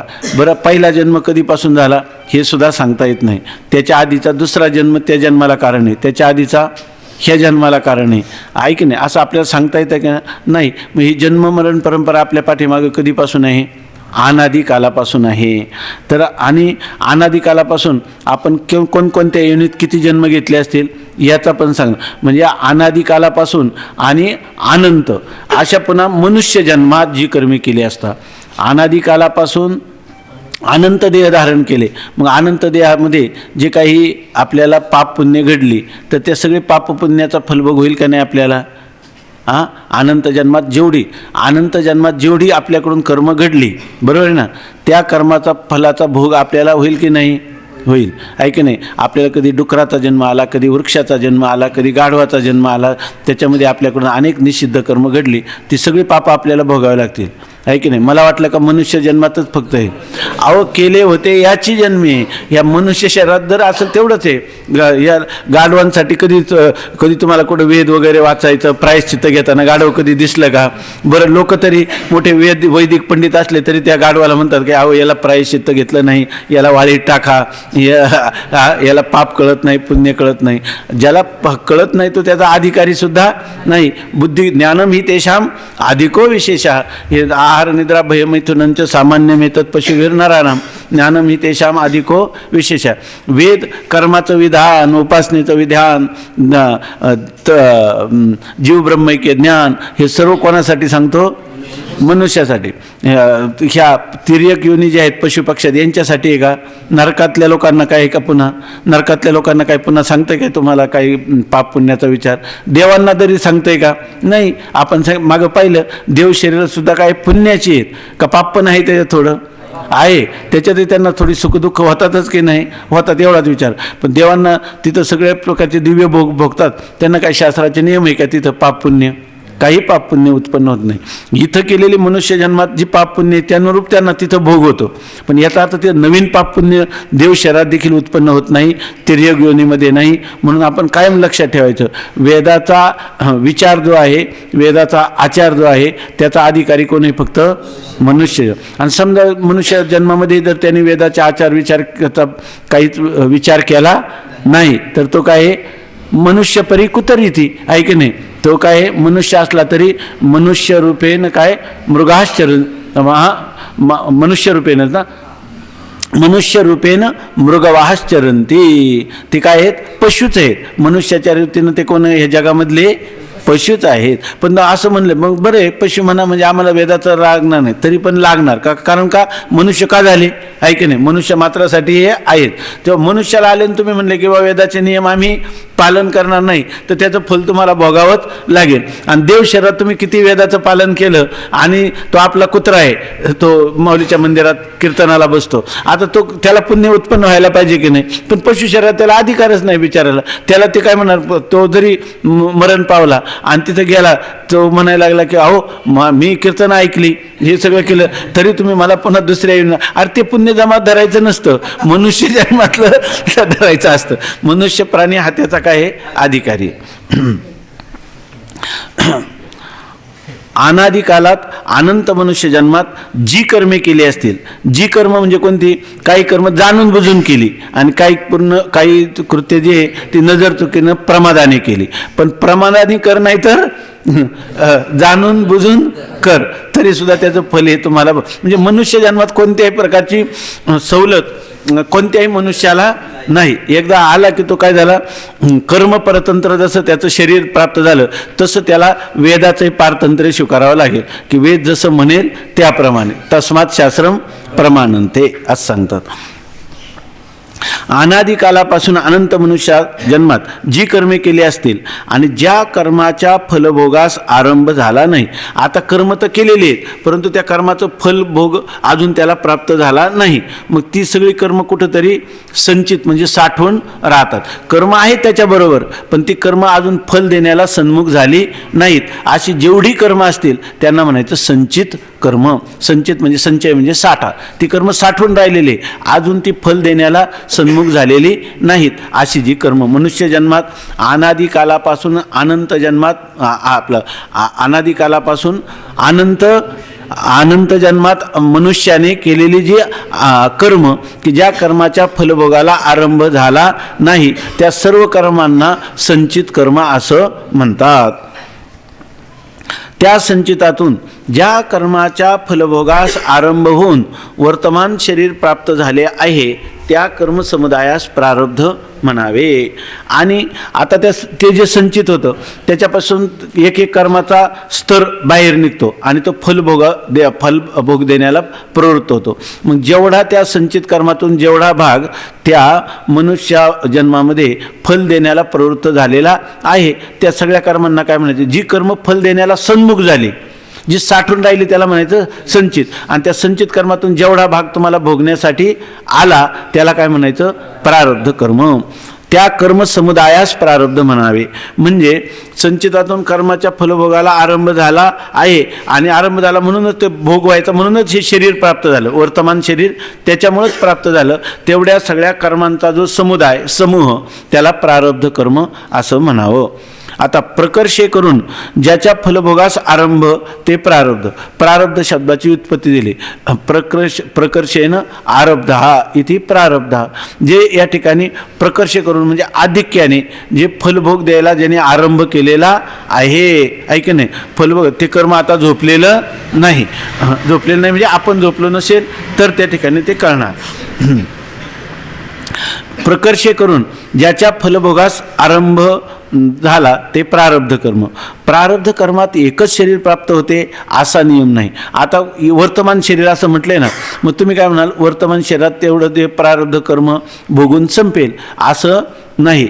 या प्रारब्धाने एकच शरीर प्राप्त होतं असं नाही. एखाद्या वेळा प्रारब्धात जर तुमच्या 100 शरीरामध्ये एकानंतर एक 100 शरीर प्राप्त व्हायचे असेल तर ती तुम्हाला प्राप्त होणार. एकच प्रारब्ध कर्माने एकच वर्तमान शरीर प्राप्त होतं असा काही नियम नाही. प्रारब्ध कर्मात एकच शरीर प्राप्त होते असा नियम नाही. कदाचित 2, 4, 10, 20, 100ही जन्म देणारे प्रारब्ध कर्म असू शकेल. आता आपण म्हणतो ना की तो परीक्षिती होता, ऐकी नाही, त्या परीक्षितीला प्रारब्ध होतं त्यामुळे त्याला काही एकच जन्म. परीक्षिती नाही, तो कोण काय जडभरत राजा हरिणी गर्भा गेला, घाला तो घातला वासने. सगळ्या याचा त्याग करून तो गेला होता की नाही जडभरत राजा, तरीसुद्धा त्याला जन्म प्राप्त झाला की नाही, वासनेमुळे त्याला परत जन्म प्राप्त झाला. याचं कारण काय, त्याचं अजून एक हरिणाचा जन्म घेण्याचं प्रारब्ध होतं.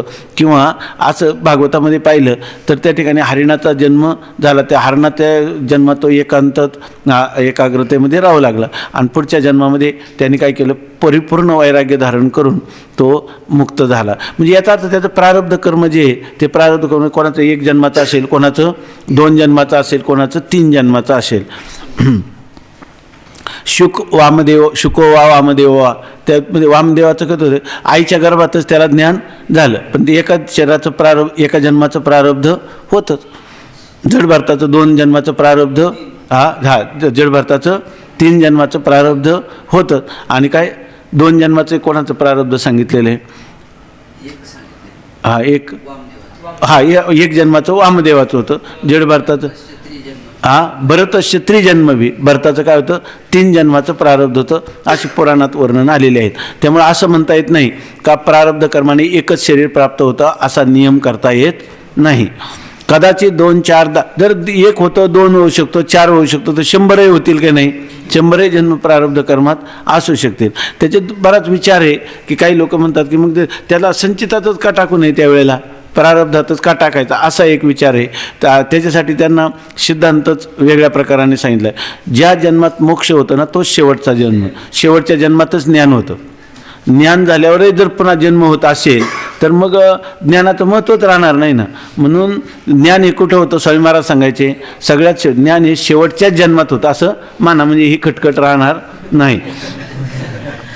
कदाचित 2, 4, 10, 20, 100ही जन्म देणारे प्रारब्ध कर्म असू शकेल. ती सर्व शरीरे मनुष्याचीच येतील असाही नियम नाही. जर तुम्हाला सगळी शरीर मनुष्याचीच येतील असं नाही. मात्र मनुष्य शरीरातच विहित निषिद्ध कर्मे करून पाप पुण्याची उत्पत्ती होते. परंतु विहित किंवा निषिद्ध वेदाने सांगितल्याप्रमाणे किंवा त्याच्या विरुद्ध कर्म केल्यावर जे पाप पुण्य निर्माण होतात ती मात्र कधी प्राप्त होतील, फक्त मनुष्य शरीरात. समजा त्याचं प्रारब्ध अनेक जन्मातलं असलं आणि त्याच्यामध्ये त्याला तिर्यक योनीमध्ये जन्म आला आणि त्या ठिकाणी त्याच्याकडून निषिद्ध किंवा विहित कर्म घडलं तर त्याच्यापासून पाप पुण्याची बेरीज किंवा जमा कोणत्याही प्रकारची त्याच्या खात्यावर होणार नाही. मनुष्य जन्मात जेवढी केली असतील त्या प्रारब्ध प्राप्त शरीरात त्याच्यापासून पुन्हा नवीन पाप किंवा पुण्य मात्र उत्पन्न होईल. किती सूक्ष्म विचार आहे की नाही. लोक गणिताचा आणि नाही त्या गोष्टीचा फक्त खाण्यापिण्यापुरते विद्या मिळते त्याच्यात वेळ घालवतात. आपला वेळ सार्थ आहे. खरं ह्या मनुष्य शरीर कसं प्राप्त होतं हा वास्तविक आपला सिद्धांताचा विचार नाही, तरीसुद्धा त्यांनी किती बारीकाईने विचार केलेला आहे आणि हा विचार पण आपल्याला जाणून घेण्यासारखा आहे, आपल्याला त्याचा उपयोगिता आहे ह्या विचाराची. आता मनुष्य शरीरातच विहित निषिद्ध कर्मे करून पाप पुण्याची उत्पत्ती होते. जोंधळ याचा एक दाणा पेरला असता त्यापासून अनंत दाणे उत्पन्न होतात. त्याप्रमाणे एका मनुष्य जन्मात घडणाऱ्या कर्मात बरे वाईट अनंत जन्म देण्याचे सामर्थ्य असते. केले होते याची जन्मे, या जन्मात इतकं सामर्थ्य आहे. तुकाराम महाराजांचा एक अभंग आहे बघा, शरीर उत्तम चांगले शरीर सुखाचे घोषले, शरीरे साध्य होय केले शरीरे साधले परब्रह्म, शरीर विटाळाचे आळे माया मोह पाश जाळे, पतन शरीराच्या मुळे शरीर काळे व्यापिले, शरीर सकळही शुद्ध शरीर निधीचाही निध, शरीरी तुटे भवबंध वशे मध्यभागी देव शरीरा. काय पुढं, शरीरात दुःख नेदावा भोग न द्यावे सुख न करी त्याग, तुक शरीर शरीर ओखटेना चांग तुका म्हणे वेग करी हरिभजनी, असं या शरीराचं महत्त्व आहे. हे खूप चांगलं पण आहे आणि खूप वाईट पण आहे. या शरीरात एवढं सामर्थ्य आहे, जर तुम्ही म्हटलं का याची देही याची डोळा भोगू मुक्तीचा सोहळा, तर तुम्ही याच देहामध्ये मुक्त होऊ शकता. आणि तुम्ही जर म्हटले की नाही मला फार हौस आहे, जन्म मरणाच्या मध्ये मिळणारं जे विषय सुख आहे त्याच्यामध्ये असणाऱ्या ह्या बाल्यपणाचा आनंद, तारुण्याचा आनंद, वार्धक्याचा सुद्धा फार आनंद असतो, सगळे लोक त्याचा सत्कार करतात, अगोदर पहिला मान त्याला देतात, ह्या आनंदाला नाही या आनंदाशी जोडा, तर डुबते रहो, आहे की नाही. अशी कर्म करा की पुन्हा पुन्हा तुम्हाला जन्म येऊ शकतात. जोंधळ्याचा एक दाना पेरला असता त्यापासून अनंत जन्म उत्पन्न होतात. त्याप्रमाणे एका मनुष्य जन्मात घडणाऱ्या कर्मात बरे वाईट अनंत जन्म देण्याचे सामर्थ्य असते. एवढे ह्या मनुष्य जन्मात आहे. तेव्हा आता ह्या मनुष्य जन्मातून आपल्याला अनंत जन्म कसे मिळतील याची तयारी करायची का? काय बहुत काय काय जाचलो संसारा, बहुत जाचिलो हा वशे गर्भी मातेच्या उदरी, 184 योनीद्वारी झालो भिकारी याचक. असा जर तुम्हाला कमीपणा वाटत असला, ह्या पुन्हा पुन्हा जन्ममृत्यूच्या भोवऱ्यात कशासाठी यायचं, म्हणून रुसलो संसारा असं जर वाटत असेल तर मग त्याची तयारी या ठिकाणी करता येते. एका मनुष्य जन्मात घडणाऱ्या कर्मात बरे वाईट अनंत जन्म देण्याचे सामर्थ्य असते. आता लोक जसं उतावीळपणे आपातता वरवर विचारात सगळे आयुष्य घालवतात, तसं आयुष्य आपल्याला घालून चालेल का? हा विचार जर आपण केला नाही तर लोकांना जसं चाललंय तसंच आपलं जर चाललं तर हे विचार शिकून उपयोग तरी काय आहे? म्हणून परमार्थाचा अधिकारी हा अंतर्मुखच लागतो. बाह्य जगामध्ये पाहणाऱ्याला बाह्य जगाच्या प्रवाहातच जाईल, हे प्रवाहाच्या विरुद्ध दिशेने पोहणे. म्हणून याचं काम प्रवाह फार गोड कोणी सांगितलं, दादांनी सांगितलं कोणी, ते मासे जे आहेत ना, प्रवाहात जाणं सोपं आहे का प्रवाहाच्या विरुद्ध जाणं अवघड आहे? प्रवाहाच्या विरुद्ध दिशेने पोहणं अवघड आहे का प्रवाहात सहज प्रवाह पतित होणं सोपं आहे? दोन्ही सारखंच आहे. दोन्ही काय, कोण कृष्ण महाराज म्हणले का? तर प्रवाहाच्या विरुद्ध दिशेने पोहणं अवघड आहे, ऐकी नाही. प्रवाहाबरोबर पण त्यांनी सांगितलं, त्या सरांनी सांगितलं, ते नाही आले, त्यांनी सांगितलं प्रवाहाबरोबर वाहनं हे कशात आहे? मृत माणसाचं लक्षण आहे. ते प्रेत आहे ना, ते प्रेत आहे ना, त्या प्रवाहाबरोबर वाहत जातं. प्रवाहामध्ये प्रेत सुटतात किंवा काही प्राणी आहेत ते मरतात प्रवाहामध्ये, तर ते प्रवाहाबरोबरच वाहत जातात. त्याच्यातूनही जर बारकं पाहिलं ना, ह्या प्रवाहामध्ये मेलेले जे प्रेत, तर तुम्हाला माहिती आहे अजूनही समजूत आहे दुसरी. जर एखादा मनुष्य जर पुरामध्ये वाहून मरण पावला तर काय होतं, हळूहळू आपोआप कडेला येतो. ते पाणी आहे ना, पाणी सुद्धा सहन करत नाही. मग मेलेला याला प्रवाह करायचा म्हणलं तर हे कधी खाली जाते, कधी वर येते, पुन्हा थोडी लाट दिली का परत माघारी जाते. त्यापेक्षा नकोच आपल्याला, त्याला सुद्धा बाजूला टाकून देतं. तेव्हा मनुष्य जन्मामध्ये जो प्रवाह पतित आहे ना, त्या प्रवाहाला सुद्धा त्याचा कंटाळा येतो त्या माणसाचा याच्यामध्ये. तसं या मेलेला मनुष्य प्रवाहपतीत आहे. बरं, त्याला काय करावं लागतं का? काय, जसं पाणी नेईल तसं, आहे की नाही, जिकडं नेईल तिकडं त्याचा प्रवाह. आणि प्रवाहाच्या विरुद्ध पोहणं म्हणजे काय, अवघड गोष्ट आहे. पण पुरुषार्थी कोणाला म्हणतात? प्रवाहपतीताला म्हणतात का विरुद्धला? बक्षिसं कोणाला मिळतात? विरुद्ध पोहणाऱ्याला मिळतात, ऐकी नाही. वाहून गेलेला कोणी सत्कार करते का? दुसऱ्याने उडी टाकली, कसा तरी बाहेर काढला म्हणजे त्यांचा सत्कार आहे राष्ट्रपतीच्या हस्ते. असं काय झालं? पुरातून विरुद्ध गेलेला आहे त्याचा सत्कार होतो, दुसऱ्याचा सत्कार होत नाही. त्याच्यासाठी त्यांनी, कारण हे जिवंतपणाचं लक्षण आहे. आपण धरणावर जा पावसाळ्यामध्ये, धरणावर, आणि ते मासे जे आहेत ना, आता धरण किती खोल आहे खाली ती भिंत, आणि तिथून ते मासे वर येतात. ते कोळी जाळे कुठं लावतात? वर. मला वाटलं एक खाली कशाला जाळं लावायचं, तर इथं वर मध्ये काय पाणी पकडतात, याला काय मासे मिळणार आहे?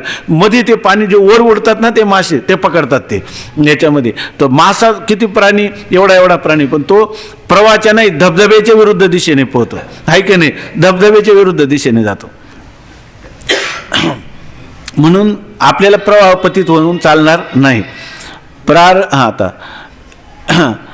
जोंधळ्याचा एक दाना पेरला असता त्यापासून अनंत दाने उत्पन्न होतात. त्याप्रमाणे एका मनुष्य जन्मात घडणाऱ्या कर्मात बरे वाईट अनंत जन्म देण्याचे सामर्थ्य असते. असो प्रारब्ध कर्माचा नाश त्याच्या फलभोगानेच होतो, अन्य प्रायश्चित्तादी कोणत्याही उपायाने होत नाही. आता हा जो प्रारब्ध कर्म आहे तर याचा एक सिद्धांत लक्षात ठेवायचा, म्हणजे माणसाला कधी काही वाटत नाही. नाहीतर लोक म्हणतात इतकं आम्ही चांगलं केलं आणि मग आमच्या वाट्याला हे काय यावं. अरे हे तुमचं प्रारब्ध आहे. आणि प्रारब्ध कशाला म्हणतात? जे कर्म संचित कर्मातला जेवढा भाग तुम्हाला त्या कर्माचा फलाचा भोग देण्याला सन्मुख झालेला आहे, ऐक नाही, त्याच्यामध्ये तो कधी बदल होत नाही. त्यामुळे आता तुम्ही जे कर्म केलं चांगलं त्याचं फल तुम्हाला पुढे मिळेल, परंतु जे फल भोगाला सन्मुख झालेलं आहे, भोग द्यायला सन्मुख झालेले ते फल देणार. ज्ञान्याला सुद्धा देणार, अज्ञान्याला देणार, पूर्वमीमांसकाला, नैयायिकाला, कोणत्याही मनुष्याला फल दिल्याशिवाय ते कर्म राहतच नाही. कारण प्रारब्ध कर्मणाम भोगात एव क्षय. प्रारब्ध कर्माचा भोगूनच काय होतो? क्षय होतो. हे जे सिद्धांत आहे हे जर आपल्या मनात कायम राहिले तर आपल्याला त्याच्याविषयी काही वाटत नाही. एक माणूस होता आमच्याकडं, तिथं एक किनी म्हणून गाव आहे, तर त्या गावामध्ये त्याचं असं 12 वर्ष त्यांनी इतकी तपश्चर्या केली आणि 12 वर्षानंतर त्याला एकुलता एक मुलगा होता, तो मुलगा मरण पावला. तो नास्तिक झाला, त्यांनी सगळं सोडून दिलं. म्हणजे देवासाठी मी 12 वर्षे खर्च केली आणि माझा एकुलता एक मुलगा त्याला सहन झाला नाही, तो तर माझा वैरीच आहे. त्यांनी सगळ्या लोकांना सांगायचं कोणी हे देव भक्त टिळा टोपी माळा काही करू नका असं सांगण्यात त्याचं सगळं आयुष्य गेलं. प्रारब्ध कर्माचा नाश त्याच्या फलभोगानेच होतो. तर आपल्याला अशा प्रकारचा संशय वाटण्याचं कारण नाही, कारण सिद्धांत आहे वेदाचा, आपल्याला तो मान्य झालेला आहे. प्रारब्ध कर्मणाम भोगादेवक्षा. ज्ञानीपुरुषांनी त्याला असं का व्हावं, आहे की नाही, भक्त त्याला असं का व्हावं, अज्ञानालाच व्हावं का? सगळ्यांना होतच असतं, सगळ्यांना होतच असतं. प्रारब्ध कर्माचा नाश त्याच्या फलभोगानेच होतो, अन्य प्रायश्चित्तादी कोणत्याही उपायाने होत नाही. अन्य प्रायश्चित्त जरी तुम्ही किती केली तरीसुद्धा त्या प्रारब्ध कर्माचा नाश होत नाही. मागे जे संचित कर्म सांगितले आहे त्या संचितातही काम्य आणि निषिद्ध या दोनच कर्माचा भोग शिल्लक असणार. आता हे कशासाठी चालले माहिती आहे का? हे कुठून चाललं आहे आपलं? साधारण प्रायश्चित्ताचं काय स्वरूप आहे हे सांगायचं आपल्याला. ते सांगण्यासाठी आपल्याला हे संचित प्रारब्ध आणि क्रियमान सांगतात. खरंच सांगायचं काय, असाधारण कर्माचं प्रायश्चित्त बरोबर आहे, परंतु आता साधारण कर्मचं कशासाठी करायचं, साधारण कर्म कोणती आणि त्याचा उपयोगिता काय, ती कशासाठी करायची हे आपल्याला आता समजावून सांगतात. आता एक गोष्ट झाली ना, प्रारब्ध कर्माचा नाश भोगाशिवाय कशानेही होत नाही. त्याच्यासाठी तुम्ही किती प्रायश्चित्तादी केले तरी ते उपयोगाला होणार नाही. प्रायश्चित्तादी कोणत्याही उपायाने होत नाही. कोणता काय होत नाही? प्रारब्ध कर्माचा नाश. मागे जे संचित कर्म सांगितले त्या संचितातही काम्य आणि निषिद्ध या दोनच कर्माचा भोग शिल्लक असणार. आता मागं जेवढं संचित कर्म आपण केलेले त्याचा जर त्याच्यामध्ये काही कर्म संचित कर्म आहे, त्याच्यामध्ये कोणती कर्म असणार? काही आपण काम्य कर्म केलेली आहेत काही इच्छेने, बरोबर ना, तर त्यावेळेला त्याचा फलभोग झालेला नाही, फल देण्याला ती सन्मुख झाली नाही. अशी काही काम्य कर्म असणार की नाही त्याच्यामध्ये? आपण काही कर्म निषिद्ध घडले असणार की नाही? आता पूर्वी केलेल्या निषिद्ध कर्माचं स्मरण आपल्याला आहे का? आता कोणते निषिद्ध कर्म केले आपल्याला सांगता येईल का? आज आपल्याकडून कर्म केलं, धातूला स्पर्श झाला तर हे आपल्याला सांगता येईल, परंतु काही कर्म जी आहेत तर ती कर्म आपण जेव्हा पूर्वीच्या जन्मात केली त्या कर्माची आपल्याला स्मृती आहे का? नाही. त्यावेळेला आपण पाऊस पडावा म्हणून कार्ययाग केला होता, स्वर्ग मिळावा म्हणून सोमयाग केला होता किंवा अग्निहोत्र केलं होतं, हे आपल्या लक्षात आहे का? नाही. पण ते कर्म साठलेले आहेतच का नाही त्या ठिकाणी? आणि त्यामध्ये काम्यही कर्म आहे आणि निषिद्धही कर्म आहे. त्या संचितातही काम्य आणि निषिद्ध या दोनच कर्माचा भोग शिल्लक असणार. कारण मागील मनुष्य जन्मात नित्यनैमित्तिक कर्म केले असेल तर त्यापासून पुण्योत्पत्ती तर नाहीच. आपण समजा मागच्या जन्मात काय नित्यनैमित्तिक कर्म केले तर त्याच्यापासून ते पुण्य आपल्याला असेल की नाही आता जमा झालेलं संचितामध्ये? नाही ना. कारण का नाही? बोला. हां थांबा हां सांगा. पुण्य किंवा पुण्य लागतच नाही. आणि न केलं तर हां असं सावध राहायचं एकदम. जरी प्रश्न विचारले नाही किंवा कोणाकडे पाहिलं नाही तर सगळ्यांनी असं करायचं का विश्वरूप तर आपल्याकडे पाहतंय का नाही, सगळे आहे की नाही, त्याला अनंत नेत्र आहेत का नाही, तर असं म्हणून पाहिलं म्हणजे आपण सावध राहतो किंवा परमात्मा आपल्याकडं पाहतोय, आपल्याला झोपून चालणार नाही असं. कारण मागील मनुष्य जन्मात नित्यनैमित्तिक कर्म केले असेल तर त्यापासून पुण्योत्पत्ती तर नाही. तुम्ही असं समजू नका आम्हाला काय झोपतो आम्ही असं किंवा प्रत्येक विचार केला तर सगळ्यांनी जर प्रत्येकाने अंतर्मनाने जर सांगितलं तर सगळ्यांचं उत्तर येईल का आम्ही झोपत नाही त्यासाठी एवढं सावध बसतो नाही कशाला झोपेचं काढतात. हे मी आपलं उगीच म्हणतो ह्याच्यासाठी काही नाही झोपू नाही याच्यासाठी म्हणतो कारण झोपायचं असतं तर इथं कशाला आले असतं कोणी आहे की नाही. मी आपला झोपू नये एवढ्यासाठी म्हणतो कोण नाही तर कोणाला वाटेल की मला जे झोपलं त्याला काय वाटतं का मला तर नाही ना पाहिलं मी कोणाला पण तसं नाही.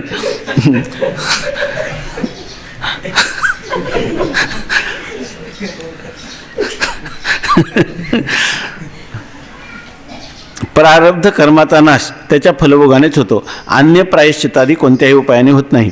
मागे जे संचित कर्म सांगितले आहे त्या संचितातही काम्य आणि निषिद्ध या दोनच कर्माचा भोग शिल्लक असणार. कारण मागील मनुष्य जन्मात नित्य नैमित्तिक कर्म केले असेल तर त्यापासून पुण्योत्पत्ती तर नाहीत. मागच्या जन्मात समजा काम्य निषिद्धच दोन का शिल्लक असणार नित्यनैमित्तिक केली नाही का तिथं पण केली असली तरी त्यापासून पुण्योत्पत्ती होतच नाही. फक्त ते न केल्याने जे पातक झालेले असते ती कर्मे केल्यामुळे झाले नाही एवढेच त्याचे फल. आता त्यांनी नित्यनैमित्तिक कर्म समजा केली तर त्यापासून पुण्योत्पत्ती होत नाही. पण मग काय झालं तर त्या ठिकाणी ती कर्म त्यांनी केल्यामुळे त्याला पाप उत्पन्न झालं नाही एवढं त्याचं फल त्यावेळेला झालेलं आहे. मागच्या जन्मात केलेल्या नित्यनैमित्तिक कर्माचं फल केली नसती तर पाप झालं असतं परंतु त्याने नित्यनैमित्तिक कर्म केली पण पुण्य तर उत्पन्न झालं नाही आणि केल्यामुळं काय झालं त्याच्या न केल्यामुळे होणारं जे पाप आहे त्या पापाचाही प्रतिबंध झाला. बाकी राहिली काम्य व निषिद्ध ही दोनच कर्मे. मग संचितात कोणती कर्म राहिली फक्त काम्य कर्म आणि निषिद्ध कर्म. चांगलं लक्षात घेता ना काम्य आणि निषिद्ध कर्म. त्यात निषिद्ध कर्माच्या पापाचे फल व काम्य कर्माच्या पुण्याचे फल यांची निवृत्ती कशी होणार हा प्रश्न आहे. आपल्याला काय करायचं पाप पुण्याच्या कचाट्यातून कर्माने मुक्त व्हायचं. कर्माने आपल्याला मोक्ष पाहिजे. विचारसागर ऐकायला नको. काही लोकांना आहे ना तुकाराम महाराजांनी ना हागताही खोडी चळण मोडविते काडी ऐके नाही. त्या मनुष्य शौचालय गेला तर आता शौचालयात नाही पण पूर्वी शेतात वगैरे जात होते तर त्यावेळेला बसल्यानंतर हळूच काडी घेतो आणि काहीतरी कोरत बसतो त्याच्यामध्ये.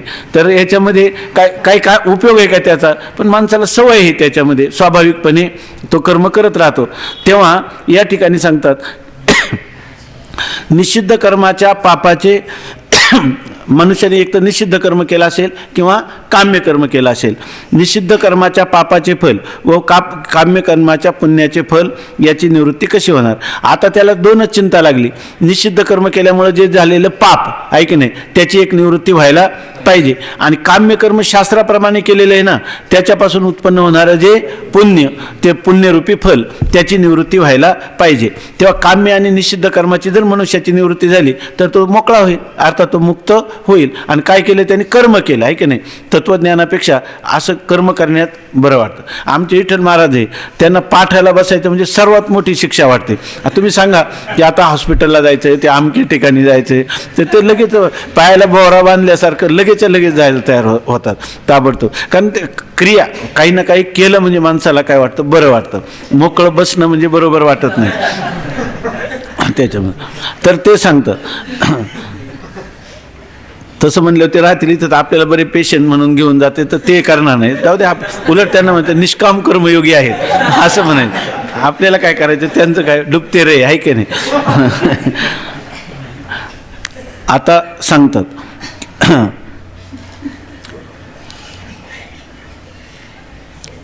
बाकी राहिली काम्य व निषिद्ध दोनच कर्मे. त्यात निषिद्ध कर्माच्या पापाचे फल व काम्य कर्माच्या पुण्याचे फल यांची निवृत्ती कशी होणार हा प्रश्न आहे. बरोबर ना. आपल्यापुढं प्रश्न काय आहे का प्रश्न. हां आपल्यापुढे एवढाच प्रश्न आहे आता. निषिद्ध कर्माचं फल आणि काम्य कर्माचं पुण्यरूप फल आणि निषिद्ध कर्माचं पाप. हे पाप आणि पुण्य गेले का पाप पुण्य गेले काय एका स्नानेची खुंटले. हे पाप पुण्य गेलं की स्नानरूप एक कर्म केलं का सगळं आपलं जन्ममरण परंपरा खंडित होईल. किती जवळचा मार्ग आपल्याला वाटायला लागला की नाही ते सांगतात. त्यात काम्यकर्माच्या फलाची इच्छा केली नाही म्हणजे त्याचे फल उत्तम भोगादी मिळणार नाही. आता काम्यकर्मामधलं जे पुण्य आहे ते जर तुम्हाला निवृत्त करायचं असेल, साधी गोष्ट आहे ना, काम्यकर्माचं जे पूर्वी अनंत जन्मात किती काम्यकर्म करू द्या आणि त्यापासून किती पुण्य उत्पन्न होऊ द्या, तरी तुम्ही जर आता आता हे जन्मात तुम्ही ते फल मिळणार ना तुम्हाला काम्यकर्माचं, तुम्ही काय म्हणता, मला काम्यकर्माचं फल नको. आहे की नाही, आपल्यावर अवलंबून आहे की नाही. काम्यकर्माच्या फलाची इच्छा केली नाही म्हणजे झालं. महिनाभर नोकरी केली, मालक पगार द्यायला लागला, फल नको, पगार नको म्हणलं म्हणजे तो देईल का मालक, नाही, संपलं की नाही त्याच्या पैशाचा संबंध. तसं काम्यकर्म किती जरी जन्मात केले असले आणि फलाची इच्छेचा एकदा त्याग केला की काम्यकर्माचं पुण्यरूप फल मिळेल का, मिळणार नाही. याला गीतेमध्ये दुसऱ्या अध्यायामध्ये काय म्हणले, या असं हे जे बोलतात ना हे पूर्वमीमांसक यांचं वर्णन केलं. आता सध्या त्याचं त्याच्याविषयी आदराची भावना असली पाहिजे, कारण आपण आता पूर्वपक्ष पाहतो, पण त्याचं सांगताना भगवान मात्र असं म्हणतात, या मीमां पुष्पितां वाचम प्रवदन्त्य विपश्चिताः, काय वेदवादरतः पार्थ नान्यदस्तीति वादिनः. पुढे काय, कामात्मानः स्वर्गपरा जन्म कर्म फलप्रदां क्रिया विशेष बहुलां भोगैश्वर्य गतिं प्रति. पुढं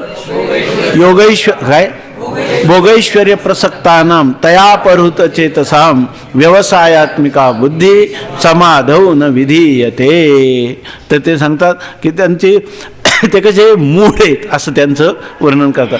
पण मूढ जरी असले तरी वेद मानणारे आहेत ना, वेद प्रामाण्य मानणारे, त्यांचा विचार केला पाहिजे.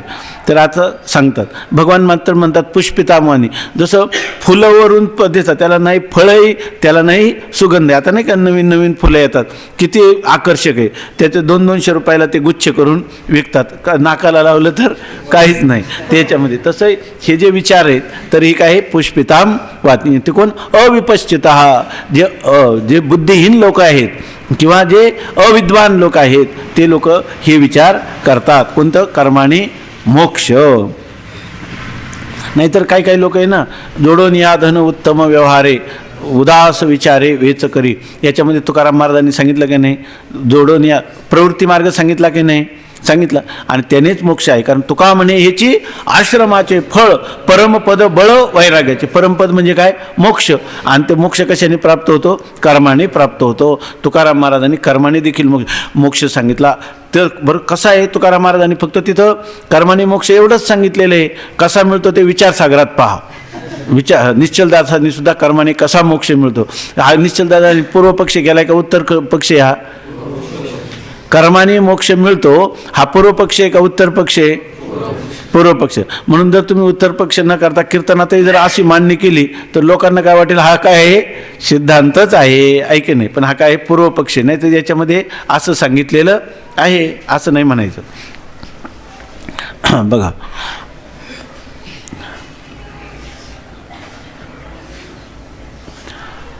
त्यात काम्य कर्माच्या फलाची इच्छा केली नाही म्हणजे त्याचे फल उत्तम भोगादी मिळणार नाही. असे पहा की कोणी एका पुरुषाने द्रव्यप्राप्तीकरता काही यत्न केला, त्यानंतर आणि द्रव्यप्राप्तीच्या पूर्वी द्रव्याची इच्छा निवृत्त झाली तर इच्छा भावे करून त्यास द्रव्य प्राप्त होत नाही. एखाद्याने द्रव्यप्राप्तीसाठी प्रयत्न केला आणि द्रव्य मिळण्याच्या अगोदरच त्याची द्रव्याविषयीची इच्छा निवृत्त झाली तर त्याला द्रव्य प्राप्त होईल का, त्याला ते द्रव्य नुसतं त्याला कशाने प्राप्त, इच्छाभावे करून, इच्छेचाच अभाव झाला त्याला प्राप्त होणार नाही. पंचदशीकारांची कथा माहीत असेल, सांगा बरं का, काही दर थोडंसं हे झालं तर. पंचदशीकार विद्यारण्य स्वामी ना, ते दरिद्री ब्राह्मण कुलात जन्मलेले होते. त्यांनी खूप मोठे गायत्रीचं अनुष्ठान केलं. पहिल्यांदा गायत्रीचं अनुष्ठान केलं तर त्यांना धन काही प्राप्त झालं नाही. मग त्यांनी दुसऱ्यांदा केलं, दुसऱ्यांदाही त्यांना काही धन प्राप्त झालं नाही. तिसऱ्यांदा अनुष्ठान केलं आणि तिसऱ्यांदा अनुष्ठान केलं, तिसऱ्यांदाही प्राप्त झालं नाही. म्हणजे 36 वर्ष त्यांची गेली. आणि त्यांनी सांगितलं काय हे पूर्वमीमांसा एवढं सांगितलं तरी, हे सर्व अनुष्ठान केलं तरी द्रव्य प्राप्त झाले नाही. काम्यकर्म केलं होतं की नाही त्यांनी, आणि त्या काम्यकर्माचं फल तर काही मिळालं नाही.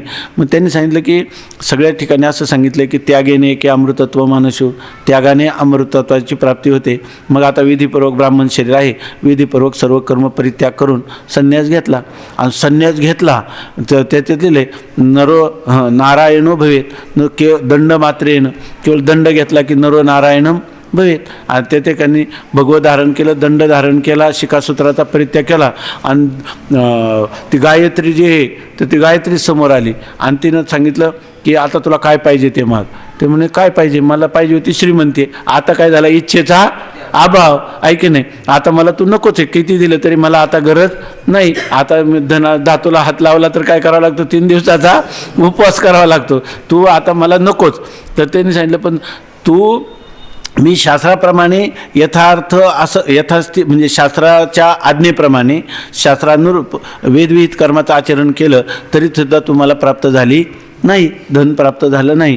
मग ह्याचं कारण काय? तर त्यांनी सांगितलं असं होतच नाही, शास्त्रात सांगितल्याप्रमाणेच आहे.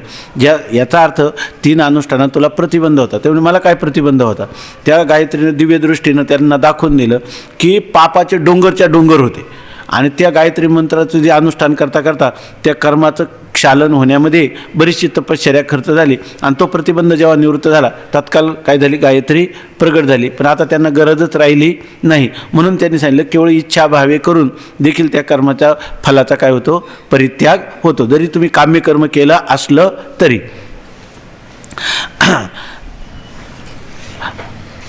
असे पहा की कोणी एका पुरुषाने द्रव्यप्राप्तीकरता यत्न केला आणि त्यानंतर आणि द्रव्यप्राप्तीच्या पूर्वी द्रव्याची इच्छा निवृत्त झाली तरी इच्छाभावे करून त्यास द्रव्य प्राप्त होत नाही. त्याप्रमाणे जन्मांतरी उत्तम भोग प्राप्तीच्या इच्छेने कर्म केले, जन्मांतरी म्हणजे मागच्या जन्मामध्ये उत्तम भोग प्राप्त व्हावेत म्हणून वेदविहित कर्म केलं, पण आता त्या फलभोगाची इच्छा नाहीशी झाली तर फल प्राप्त होणार नाही. आता पूर्वी केलं परंतु फल प्राप्त होण्यापूर्वीची इच्छेचा काय झाला, अभाव, तर फल प्राप्त होईल का, नाही. सरळ गोष्ट आहे की नाही. इच्छाभावे करून काम्यकर्माचे फल मिळत नाही असे आम्हीच म्हणतो असे नाही, तर वेदांत मतातही असेच मानले आहे. ते म्हणतात की जर इच्छेचा अभाव झाला तर काम्यकर्माचं फल मिळत नाही, हे आमचा सिद्धांत आहे असं नाही, तर वेदांत मतात देखील असं मानतात की एकदा इच्छेचा अभाव झाला की त्याला कोणतं फल मिळेल, इच्छा आहे तोपर्यंत त्यांनी केलेल्या कर्माचं फल मिळेल, इच्छेचा अभाव झाला का कर्माचं फल मिळणार नाही, असं वेदांत मंतातही मानले आहे. या रीतीने संचितातील काम्यकर्माच्या फलाचा संस्कृत विचारसागरामध्ये आहे का काही, याचं थोडं काहीतरी चिंतन आहे, थोडं माझ्या लक्षात नाही, परत पाहून सांगतो. वेदांत मतात कुठं मानले की काम्यकर्माचं फल मिळत नाही.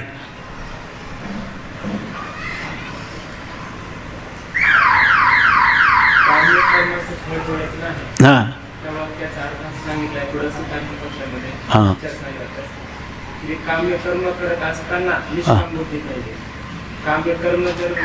हां हां हां हां हां हां हां नाही ते म्हणजे तिथं त्याचा अर्थ असा आहे की आपण जर कामनेने कर्म केलं तर त्याचं फल होत नाही.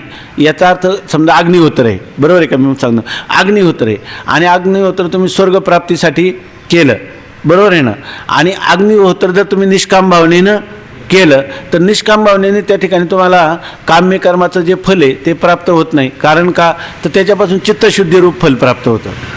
ते कर्म यथार्थ कुठं होतं, किंवा त्याला काय म्हणतात गतार्थ, ते कर्म काय करतं, चित्तशुद्धीरूपी फल देऊनच गतार्थ होतं. त्या ठिकाणी तुम्हाला नवीन असं फल द्यायला म्हणजे काम्यकर्माचं जसं फल आहे तेच अग्निहोत्र काम्य केलं आणि अग्निहोत्र काय केलं, निष्काम केलं, तर ते कुठं कृतार्थ होतं, फक्त तुम्हाला चित्तशुद्धीरूपी फल देऊन कृतार्थ होतं. ते तुम्हाला तुम्ही केलेलं ते जसं काम्यकर्माचं फल आहे तसं द्यायला समर्थ नाही. हाच भाव आहे ना.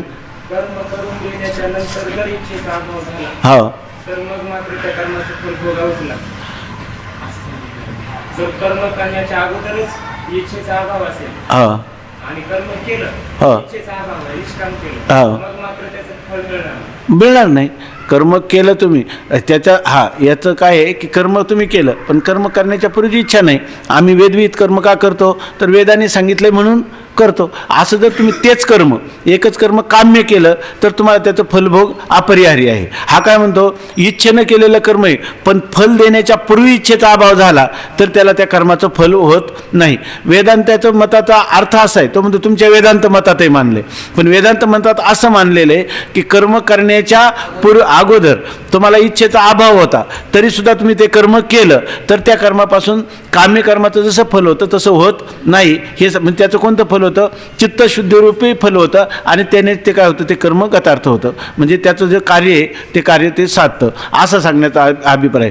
हा काय करतो, म्हणजे याचं चुकीचं काय हे तर लक्षात येत नाही, पण याला पुष्टी कोणाची घेतो, तुमचं सुद्धा काय आहे असंच मत आहे असं सांगतो. इच्छा भावे करून काम्यकर्माचे फल मिळत नाही असे आम्हीच म्हणतो असे नाही, तर वेदांत मतातही असेच मानले आहे. या रीतीने संचितातील काम्यकर्माच्या फलाचा फलेच्छेच्या अभावाने नाश झाला. अशा रीतीनं संचितात जेवढी काम्यकर्म होते त्या काम्यकर्माच्या फलाच्या इच्छेचा अभाव झाला की काम्यकर्माचं फल होणार नाही. बरोबर ना. कशासाठी हे सगळं चाललंय की कर्माने मोक्ष होतो, आणि दुसरं कशासाठी चाललंय, असाधारण आपलं साधारण प्रायश्चित्त कर्माचा विचार सांगायचा म्हणून चाललंय. आता फक्त संचितातील अज्ञात निषिद्ध कर्माचा नाश होणे आहे. आता काय राहिले खाली, नित्यनैमित्तिक कर्म पूर्वी केल्यामुळं पुण्य झालं नाही, बरोबर आहे ना, आणि केल्यामुळं पुण्य होतच नसतं, आणि केल्यामुळं पापाचा प्रत्यवाय झाला नाही. आता राहिली काम्य आणि निषिद्ध. त्यापैकी काम्यकर्माचा फलाची इच्छा सोडली की काम्यकर्माचंही फल होणार नाही. आता हे 4 कर्मातली अनंत जन्मात मनुष्य जन्मात केलेल्या कर्मातलं कोणतं राहिलं, फक्त कर्म, फक्त निषिद्ध कर्म तेवढं राहिलं वेदाच्या. बरं ते आपल्याला आठवते का आता कोणतं कर्म केलं. आता मग जर आठवतच नसेल तर त्या निषिद्ध कर्माचा त्याग करायचा कसा, असा तुम्हाला प्रश्न निर्माण होईल. तर त्याचं उत्तर आता या ठिकाणी सांगतात. आता फक्त संचितातील अज्ञात निषिद्ध कर्माचा नाश होणे आहे. तो नाश साधारण प्रायश्चित्ताने होतो. त्यासाठी तर आम्ही 2 प्रकार केले, एक असाधारण प्रायश्चित्त आणि एक साधारण प्रायश्चित्त. साधारण प्रायश्चित्त केले की अनादी अनंत मनुष्य जन्मात जेवढी तुमच्याकडून निषिद्ध कर्म घडली असतील त्याचा जर साधारण प्रायश्चित्त केलं तर सगळ्यांचा नाश होतो. आता तुम्हाला कोणतं कर्म राहिलं, कोणतंच कर्म राहिलं नाही. आता फक्त संचितातील अज्ञात निषिद्ध कर्माचा नाश होणे आहे.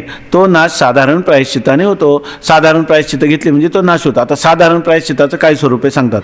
साधारण प्रायश्चित्त म्हणजे ईश्वर नामोच्चारण अथवा गंगा स्नान हे आहे. जर तुम्ही ईश्वराचं नामोच्चारण केलं तर अनंत जन्मात असणारी तुमची जेवढी निषिद्ध कर्म आहे ते तुकाराम महाराज सांगतात ना, काय नामसंकीर्तन साधन पै सोपे आणि जळतील पापे जन्मांतरीची, ऐके नाही, किंवा जळतील पापे जन्मांतरे, किंवा किती जन्माची पाप हरिपाठामध्ये अनेक ठिकाणी आले. हरि उच्चारणी अनंत पापराशी जातील लयाशी क्षणमात्रे तृण अग्निमेळे समरस झाले तैसे नामे केले जपता हरी, असं सांगितलं की नाही. तुकाराम महाराज म्हणतात किती पाप जरी केली तरी तुझं जमान अहो आम्ही अहो, नामधारण घेतो, नामधारण करतो आणि त्याच्याजवळ पाप असं कधी होऊ शकत नाही. साधारण प्रायश्चित्त म्हणजे ईश्वर नामोच्चारण अथवा गंगा स्नान आहे. आता कुंभमेळ्यात लोक जातात, गंगा स्नान केलं की त्या ठिकाणी अनंत जन्मातल्या पातकांचा नाश होतो असं शास्त्रवचन आहे. ईश्वर नामोच्चारण केलं की अनंत जन्मातल्या निषिद्ध कर्माचा पाप नाश होतो. गंगा स्नानापेक्षा ईश्वर नामोच्चारण हे सर्वात सुलभ आहे. आता गंगा स्नान करायचं म्हणजे उत्तराखंडात जाणं, जम्मू ते काय गंगोत्री पासून कुठं जिथंपर्यंत गंगासागराला मिळेपर्यंत, तर ह्या गोष्टी थोड्या अवघड आहे. पण नाम आपल्याला बसल्या जागी घेता येतं ते सुलभ आहे. गंगा स्नान व ईश्वर नामोच्चारण ही केवळ प्रायश्चित्त रूपच नाहीत, काम्यरूपे आहेत. गंगा स्नान करणं किंवा ईश्वर नामोच्चारण करणं हे केवळ प्रायश्चित्त कर्म आहेत असं काही नाही. याच्यापासून काय होतं, काम्यकर्म पण आहे. आपण काही उद्दिष्टाने भगवंताचं ईश्वर नामोच्चारण केलं तर आपलं त्या ठिकाणी विष्णुदासा भोग जरी आम्हा पिढी रोग तरी हे दिशेला अजिरवाने काय तुम्हाशी सांगणे. आम्हाला जर या ठिकाणी रोग वगैरे होत असतील तर त्याच्या निवृत्तीसाठी ईश्वर नामोच्चारण आहेच आहे. गंगा स्नाने आहे. गंगा गंगेती काय गंगेती गंगा गंगेती हा काय सगळा श्लोक आहे. जर तो शेकडो योजना दूर राहून गंगा गंगा असं उच्चारण करील तरीसुद्धा त्याचे सर्व इच्छा काय होतील, पूर्ण होतील. वाचे म्हणता गंगा गंगा त्याचे दोष जाती भंगा. कारण गंगा स्नान व ईश्वर नामोच्चारणाने उत्तम लोकाची प्राप्ती होत असल्याचे शास्त्राने सांगितले आहेत. म्हणून काम्यरूपे आहेत. हे काम्यरूप पण आहेत आणि प्रायश्चित्त रूप पण आहेत. अज्ञात पातकाचं जरी तुम्हाला असेल तरी ईश्वर नामोच्चार साधारण कर्म आहे. म्हणजे साधारण कर्म आहे म्हणजे तिकडं पण हे काय आहे, तुम्हाला एखाद्याने जर या जन्मातलं ज्ञातपातक खरं असं नामस्मरण असा प्रायश्चित आहे गंगास्नान की तुम्हाला ज्ञातपातक असतील त्याची काय होते नाश होते आणि जे अज्ञात असेल त्याचंही नाश होतं. पण अज्ञाताचं नाश करण्याचं सामर्थ्य याच्या ठिकाणी आहे. आम्हाला असाधारण प्रायश्चित्त सांगायचं आता आपलं साधारण प्रायश्चित्त सांगायचं. कारण गंगास्नान व ईश्वर नामोच्चारणाने उत्तम लोकाची प्राप्ती होत असल्याचे शास्त्राने सांगितले आहे, म्हणून काम्यरूपे आहेत. तथापि उत्तम लोकप्राप्तीची इच्छा नसल्यामुळे मुमुक्षुस केवळ प्रायश्चित्त रूपच आहे. मुमुक्षुला उत्तम लोकाची प्राप्ती करायची का ईश्वर नामोच्चारणाने? ईश्वर नामोच्चारण प्रायश्चित्त रूपे आहे आणि काम्यामध्ये आहे, परंतु आम्हाला काम्य कर्म करून जे फल प्राप्त होते त्या फलाची काही नाही इच्छाच नाही. मग मुमुक्षुला त्याच्यापासून हे जे काही काम्य कर्मापासून मिळणारं जे फल आहे तर ते फल मिळेल का मुमुक्षुला? कारण इच्छेचा काय झालेला आहे अभाव. त्याला काय निवृत्त करायचं? फक्त पापाची निवृत्ती करायची आहे की नाही. पुण्याचं फल अपेक्षित नाही, त्यामुळं त्याच्यापासून काम्य कर्मरूप ते नसल्यामुळं त्याला कोणत्याही प्रकारचं त्याचं फल होणार नाही. आता राहिलं काय? त्याच्याकडून अनंत जन्मात घडलेले निषिद्ध कर्म आणि ते काय त्याला अज्ञात आहेत आणि त्याचं प्रायश्चित्त म्हणून निषिद्ध कर्माचं निवारण करण्यासाठी निषिद्ध कर्माचं फल निवारण करण्यासाठी तो प्रायश्चित्त करतो. कोणतंही ईश्वर नामोच्चारण किंवा गंगा स्नान. मग आता त्याचे प्रायश्चित्त ह्या प्रायश्चित्ताने त्याच्या साधारण प्रायश्चित्ताने त्याच्या अनंत जन्मातल्या पातक निषिद्ध कर्माच्या फल असणारं जे पातक त्याची निवृत्ती होईल का नाही? सगळ्यातून मोकळा झाला की नाही? आता त्याला काम्य कर्माचं फल त्याला अपेक्षित नसल्यामुळं आता पुण्य राहिले का? नित्यनैमित्तिक कर्म केल्यामुळं त्याला पुण्य उत्पन्न झाले का? पाप उत्पन्न झाले का? नाही. प्रायश्चित्त कर्म केल्यामुळं पापाची निवृत्ती झाली की नाही? झाली. बरं ते काम्यरूप असलं तरी त्या ठिकाणी पुण्याची उत्पत्ती झाली का? नाही. कारण फलेच्छेचा काय आहे अभाव आहे. तथापि उत्तम लोकप्राप्तीची इच्छा नसल्यामुळे मुमुक्षु केवळ प्रायश्चित्त रूपच आहेत. आता तुम्ही म्हणाल की त्याला पण गंगेचं स्नान केलं तो स्वर्गाला जातो असं सांगितलेलं आहे, परंतु त्याला स्वर्गप्राप्तीची काही नाही इच्छाच नाही. त्यामुळे ते काम्यरूप कर्माचं जे फल आहे ते त्या मुमुक्षुने जरी गंगा स्नान केलं ते जरी तुम्हाला स्वर्गाधिकाला नेत असलं तरी ते त्याला फल अपेक्षितच नाही. फलेच्छेचा काय झालेला आहे अभाव, त्यामुळे ते फल त्याला होणार नाही. दुसरं काय म्हणायचं? यांच्या मतामध्ये मोक्ष तोच सांगितलं काय काय हा पण स्वर्गाधिकाचं त्यांनी स्वपदाचं व्याख्यान केले बघा.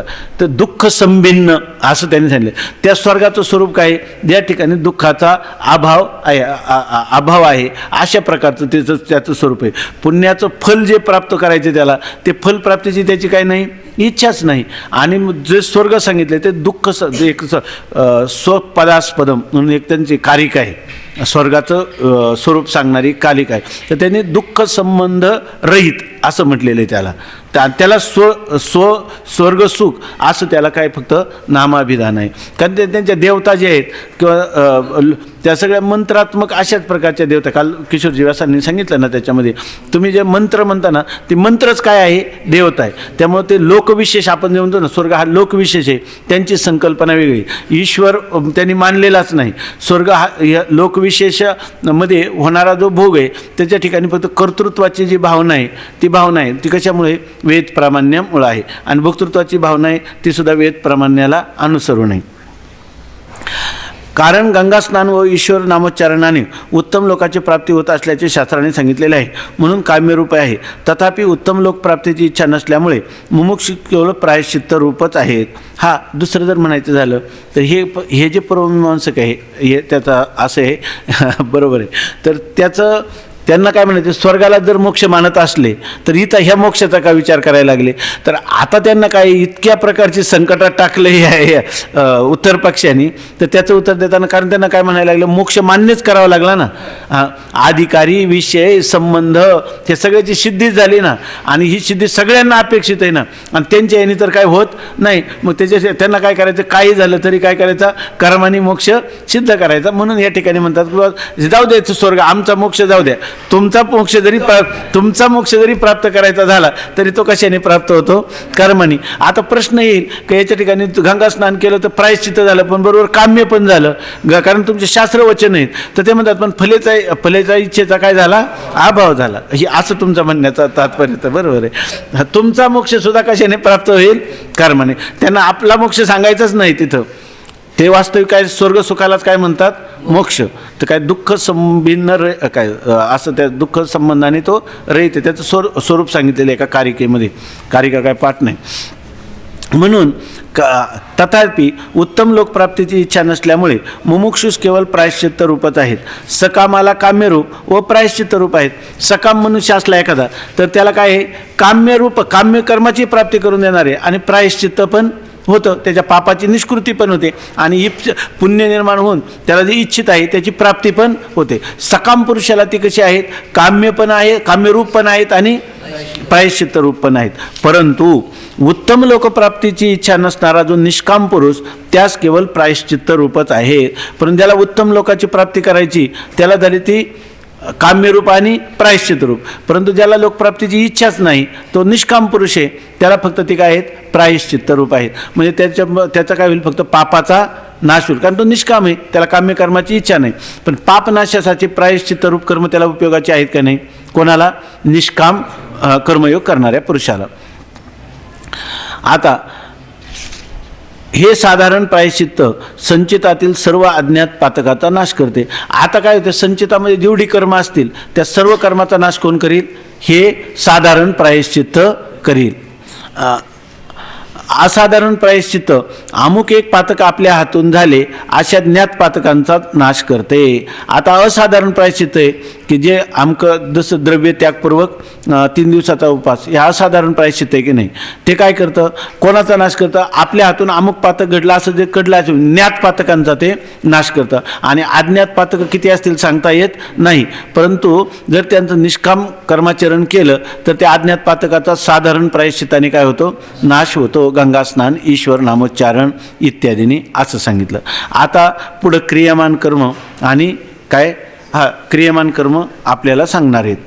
आणि क्रियमान कर्म आता संचित झालं, नंतर प्रारब्ध झालं, आता राहता राहिलं काय, क्रियमान. आता संचित कर्मातून मुक्तता कशी होते, प्रारब्ध कर्मातून मुक्तता कशी होते असं सांगितलं. आता राहता राहिलं काय, क्रियमान. कारण मनुष्य या जन्मात तर कर्म करतच राहणार ना, त्याच्यातून पाप पुण्य उत्पन्न होणार आणि मोक्ष होण्यासाठी दोन्ही लागणार नाही.